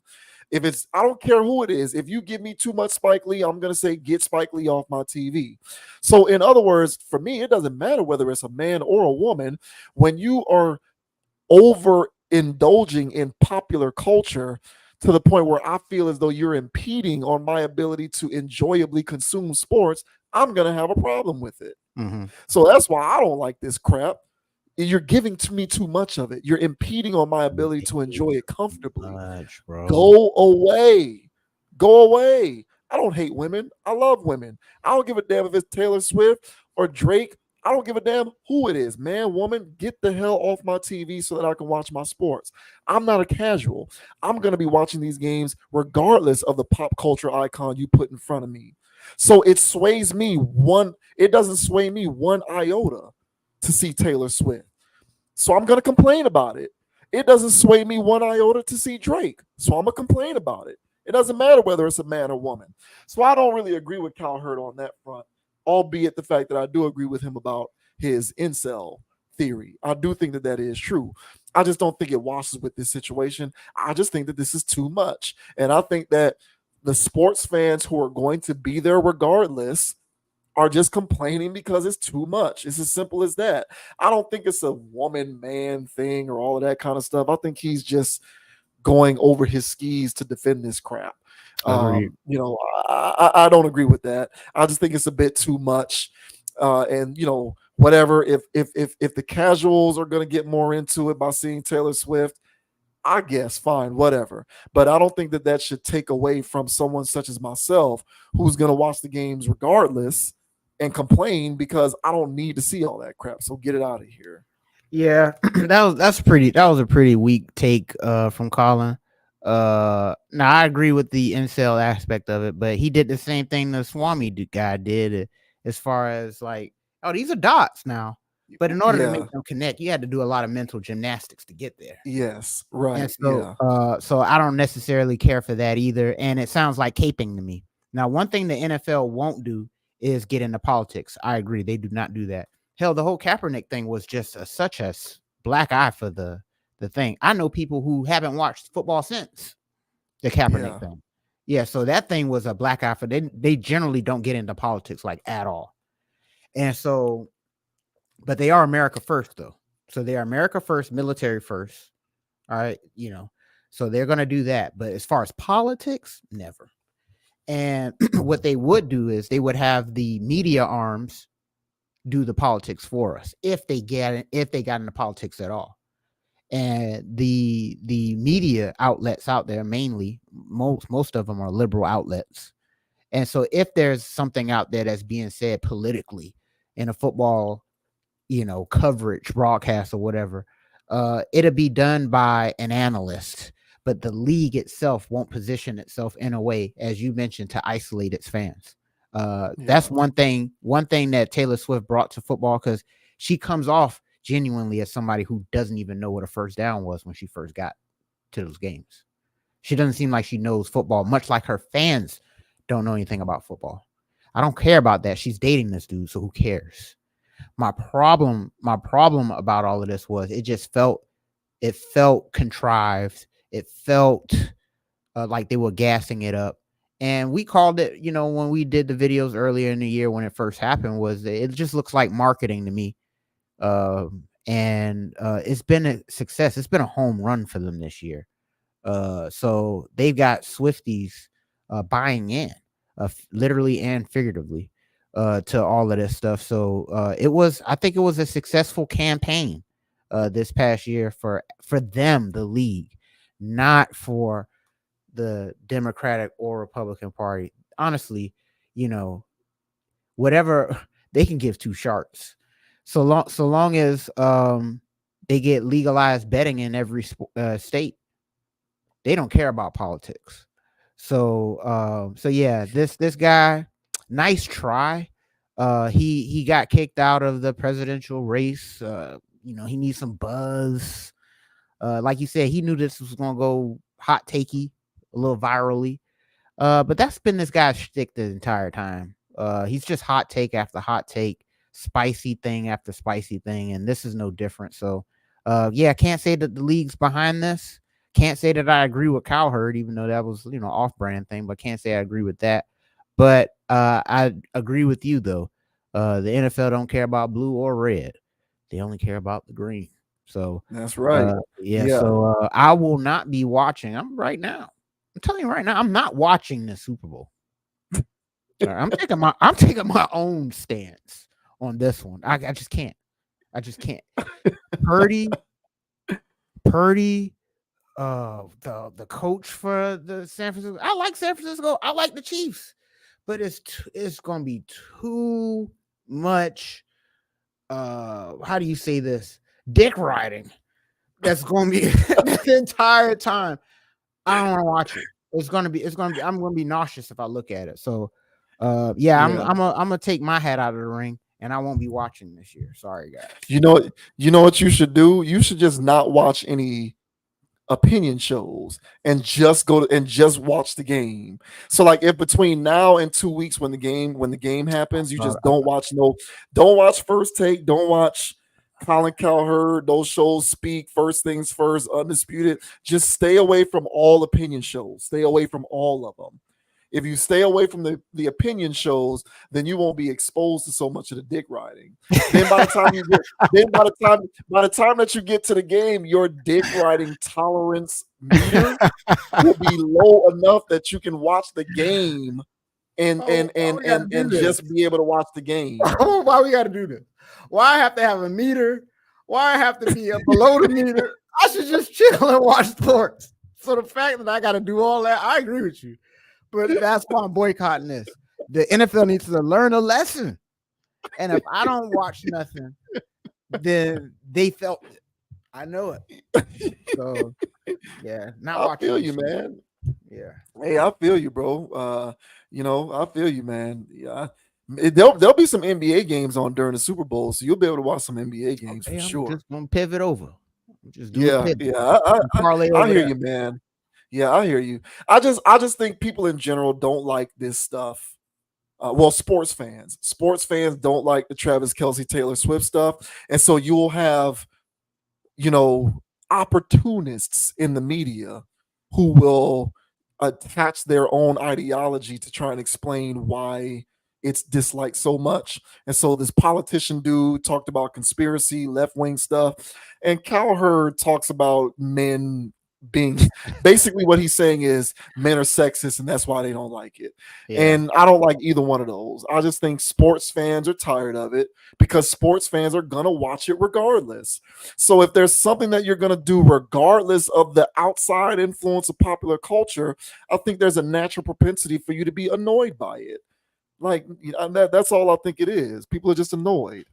Yeah, just give me my sports back, man. Yeah, well, good luck with that. It's gone, bro. I know.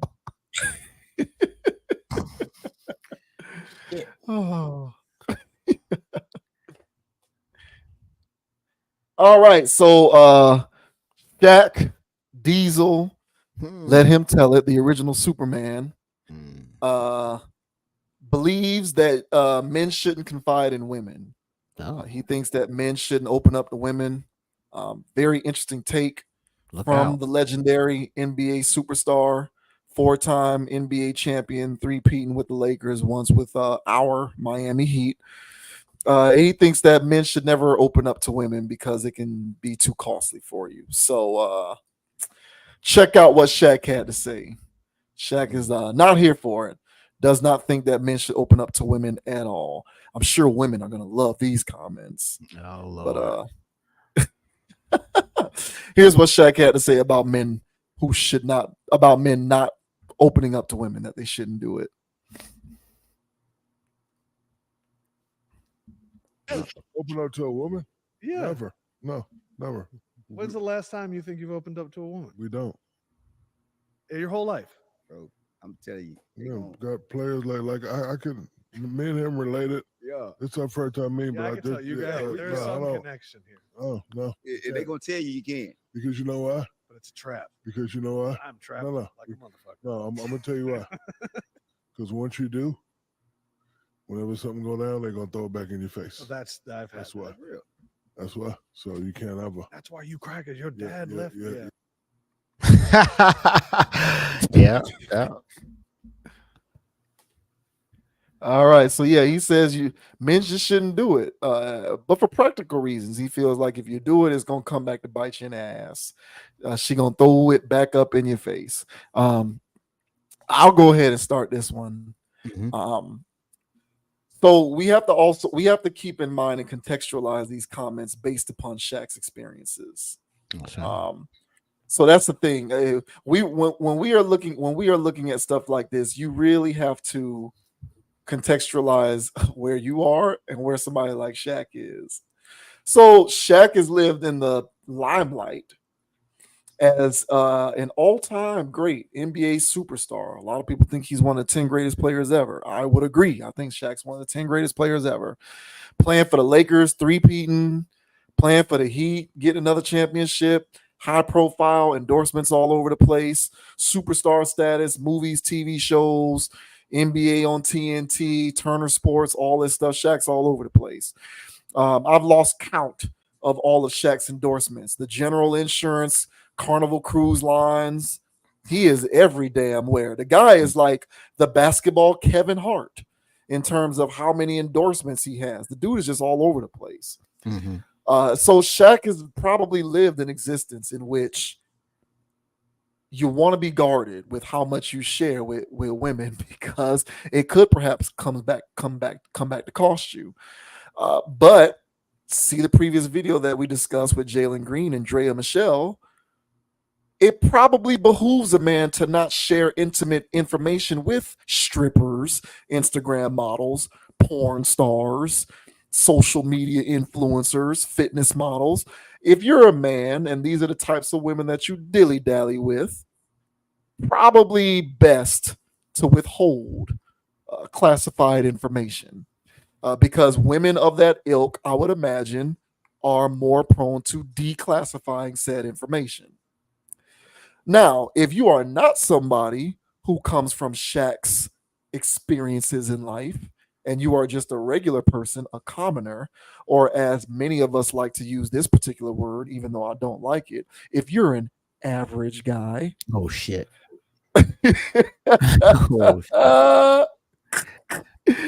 And you talk to, date, communicate, deal with average women, you're not playing by the same rules. So I don't think that you have to hold so much close to the vest. If you're dealing with a wholesome chick who's solid, you don't have to live by that code. You can divulge, share, declassify stuff. A lot of good women aren't going to be putting your business out on blast, even if your situation with her ends badly. I've had many situations in my past dating women. They did not end well, and they knew stuff about me they weren't going to share because decent people, despite the fact that things don't go their way ultimately, don't do messy things like being gossipy and divulging information that they know you don't want shared. So I think we're dealing with a tale of two different worlds here. There's famous people, celebrity, rich person access world, and then there's everybody else. If you're in everybody else world, I don't think that you need to take this as gospel. If you're in influenced celebrity Shaq, these are I'm messing with what was the term that you use? Lot lizards. If you are a famous person, Shaquille O'Neal, Jalen Green, I deal with lot lizards on a regular basis. I can understand where you're coming from because those chicks have no soul usually, and they don't give a shit. But I think real everyday women, who, by the way, look just as good as these chicks, by the way, the ones who look good, they look just as good, just saying, they're less likely to do that. So tale of two different worlds, and it's just a matter of which world you come from. Yeah, I could see that. I might be the person that has been through too many life experiences for me to. I mean, I'm more in line with them, to be honest. Now, I'm not going to be a shell of myself and not be myself. However, I did realize through trial and error that these girls are not your sister. They ain't your mom. They ain't your cousins or your auntie. And they can and will use that against you. Not in the court of law, maybe not even the court of public opinion, but through interpersonal battles. And one thing that I have experienced, through, ex relationships, it was there was always this undertone of power struggles going on where this person's going to care less. This person's going to do this. This person's going to do that. And when you have that tit for tat war going on, you cannot give up confidential information because she's sitting in her bunker trying to find a way so she can get an edge on you in that power struggle dynamic. Overtly, people look at y'all relationship, things are great. Y'all go places, y'all having a good time, but there's still this little thing that y'all be going through where one's trying to get the one up on the next. So if you told her where the schematics to your heart is, then she will use that against you. And now this is speaking from personal experiences. Now, I'm not saying there's every woman's going to do that. But I would just chalk that up to the emotionally immature women who aren't responsible enough to handle such privileged information. That's what I would say. So I would say that if somebody is willing to do that, I've done enough trial experiments. All right, my little monkey was playing video games on this. I already did enough data collection for me to go, I'll play this safe. And if I want to air something out, feel some type of way, I'll share it with my boys. I'll talk to my brother. I'll talk to somebody, but not her about this. And so so by keeping it close to the vest, when it comes to, because you can open up, you can be yourself, but there's some tissue area, your Achilles heel, if you will, that the only thing she got to do is just turn this key and your heart shattered or whatever. If she don't know that, then she can't hit you in your Achilles. She'll try to hit you everywhere else and find out you're immortal. So I think it's best to just do that until you know who you're dealing with. And if you feel like you can't actually trust this person, then go for it. But me personally, I think that it's a good little rule of thumb, because all is fair in love and war, right? And when you're dealing with these people who are treating you as an opponent versus somebody that you be sharing the rest of your life with them, you just have to, like you said, you got to know who you're dealing with. And then from that point, is it this type of person who could use this against me, or is this person, more lighthearted? And even in that case, I would still take it very easy with that. There's still other things that they can use that against you on. I just brought up power struggle and dynamics, and as an example, but I've seen it go down, and I agree with them. Now, this may, most women may go, well, I want my man to be vulnerable, and I would say to those women, it is until you see him crying. Now he's just a bitch. And this made you cry, bro? Oh my gosh. Now you have to remember, for the woman that thinks you're now a, not hardcore bitch, but it's like, come on, man, you my dude. Like, my dude ain't supposed to be around here. You're supposed to be Superman to her. And so Superman don't cry. He takes bullets and spit them out. So I'm not saying don't be whatever. I'm saying be that strong, stern figure to her and your kids. And if you want to be vulnerable, share that in a known safe location. And then keep that stern frame going at other times until you know this is really a safe space. But yeah, I don't think this is just for Country Wayne's and Shaquille O'Neal's. I've had my fair share of women who, wow, I told you that just because yeah, right there in my face. So hey man, it be that way. So I just tread lightly when it comes to sharing vulnerable information, if you will, with partners. Yeah.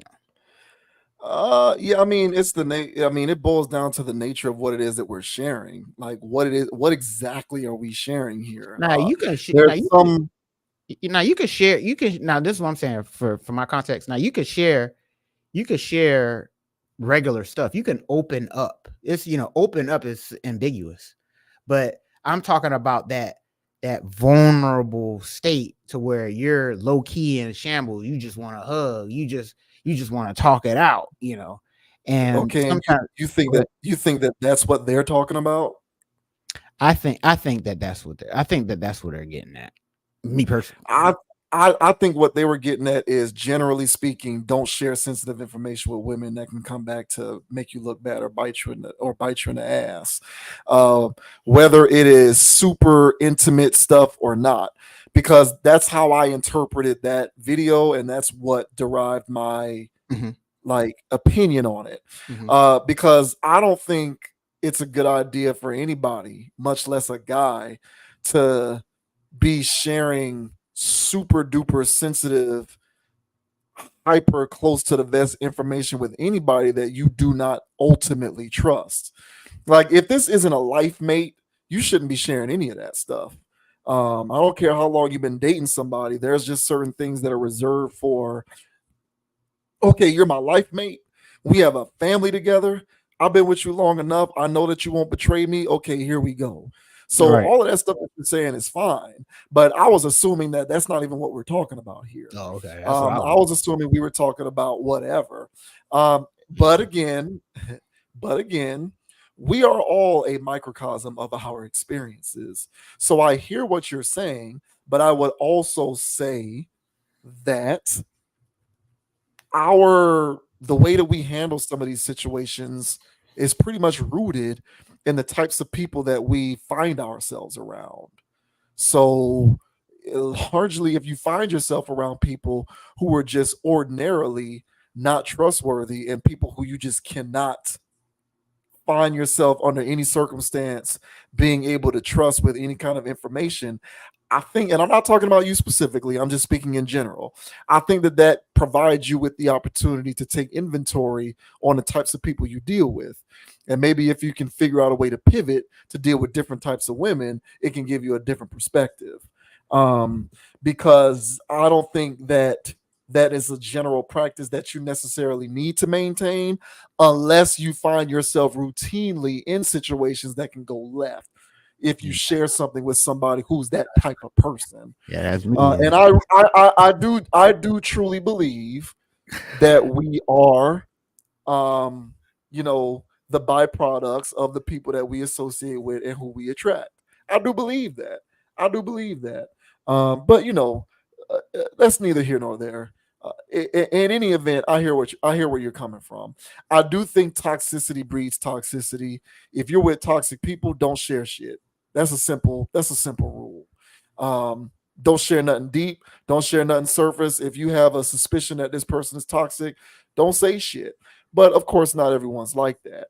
So it's just about who are the people that you're dealing with. Correct. That causes you to have that worldview where you feel like you can't do this because you find yourself potentially under attack by this person because they can wield this information as a weapon. It's unfortunate that it can come to that, but that is life. I do think that there's a tale of two different worlds, though, because I think when it comes to people like Shaq, you can be dealing with a life mate.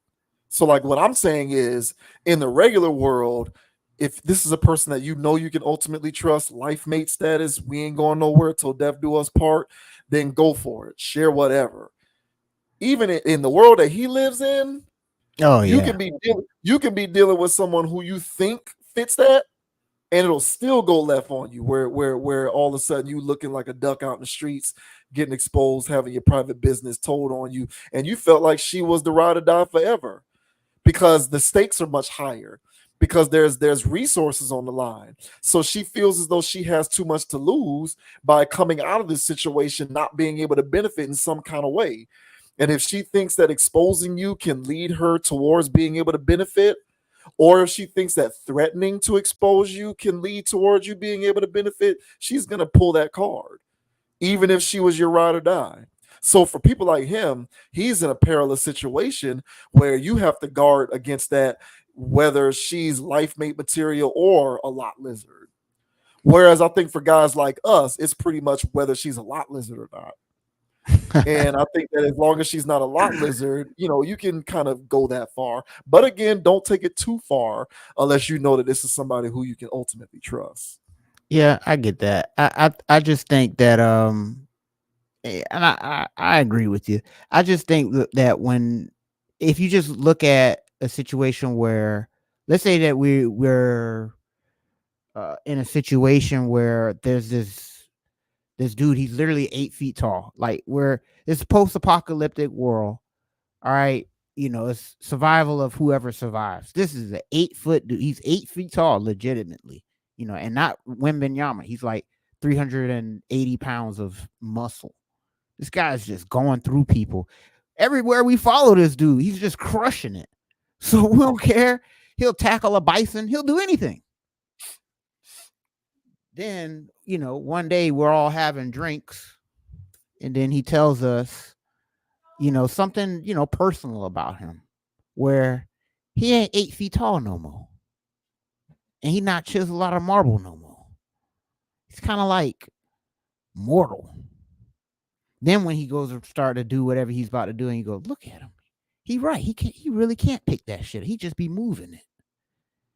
And then you go, the magic's gone.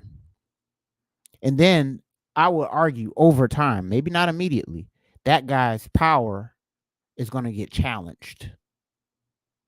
So the whole point about me bringing this up was to not be seen in a position where you're naked, and just keep your clothes on, even if you trust her, because you're supposed to be leading her. That ain't your friend like that. So that's the more or less the angle that I was coming from, with a sense of keep a little bit for yourself. You still need that mystique as a man over your woman. And the way you keep that is not divulging too much information about yourself. Now, does this go for all women or just the scandalous ones? Who knows? I'm just telling you that from my personal experiences, from the women that I was dealing with, I saw that look in their eye change after, it wasn't like that's why we broke up or anything like that. But it's just like, I just noticed a change in the atmosphere where, man, I used to be that dude. But after that, it's kind of like, So that's the part where I think, for me, I was talking more from an aspect of keeping that mystique over the woman. But as I already said, man, if I'm dealing with this woman and this is already 7, 8, 9, 10 years deep, it is what it is, then, and we're doing this together forever, then there could be situations where she will just by law just know things about me that other people don't. But that still don't mean that I sit on my couch and cry to her. So, and figuratively speaking. So I do that with my therapist, the homies, and crush that out. But her, I'm going to still be 8 foot tall and 350 pounds of marble. So, yeah, that's how I look at it. Yeah, that's fine. That's fine. I guess, you and I might be interpreting what we're sharing differently. Yeah, because I'm never going. There's a line, and so yeah, I am also not going to ever get to a point where I am going to share something that I feel as though it comes up on that line of it can cause a different impression of me to be developed. No, I'm not going to go that far. I'm just talking about before you get to that line, being someone who is comfortable in a sharing capacity. That's how I was looking at it. Oh well, if that's what you're talking about, who cares? But that line, to me, don't cross it. And to me, that's what I think they were talking about. Of hey, don't go over there with them. That's how I was thinking. Okay. Yeah, I thought they were just in general talking about being vulnerable in general and opening up. Oh and man, that's cool. communicating. You're a human, but don't be a human around her. That's kind of what I took from that. But yeah, it just depends on the nature of what it is that you're sharing. Yeah. But I mean, either way, it just depends. It depends on the people involved and all that good stuff. Word. But yeah, shouts out to Shaq. You go ahead and continue not sharing, man. Those are words for you to live by. Only you know your experiences, bro. So you have at that. No disrespect here.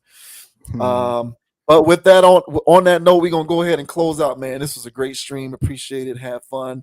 Thanks to all of the channel supporters who stopped by to take a look at what we had going on. Stay tuned for the video uploads. We certainly appreciate you. Conscious Approach on Instagram at Con Approach, CONAPPROACH. I am on Instagram at JVWins, JVWINS. If you see this video on the Facebook page, follow the page, hit the like button, share the video, share it on YouTube, leave a comment, hit that subscribe button, hit the like button. Do your boys a big old solid. And thank you for joining the community, man. We get a huge blast out of doing this each and every week. Shouts out to my Heat who need to get right. We have lost 7 games in a row. Wow. But I also feel quite vindicated in my original projection of what we were going to be before the season started. So it is what it is. I like the Terry Rozier trade, but we are still not quite there yet. So we need to get it together. Other than that, JV Wins is here. Dogon SS is here. We'll see you on the next video. Yay, sir. And the name is Dogon SS, not doggone it. And you can find me on Instagram at Dogon_SS and on YouTube at Dogon SS. I know y'all see them S's, bro. Holla at the boy. All right. And as I say on every part, everybody, golly, don't be too high. Don't be too low. Keep it calm. Keep it chill. Keep it player.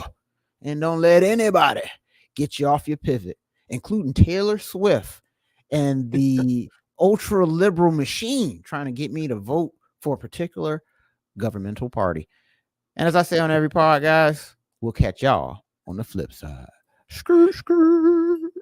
Yes, sir. Thank you, ladies and gentlemen, supporters of the channel. On that note, we will catch y'all on the flip side. Until next time, we are signing off. Thank you very much. We will see you later. Peace. Go Canes. Go Heat, man. Get off that losing streak, man. Go Heat. God, come on, man. Embarrassing. She is. Yeah, man. I said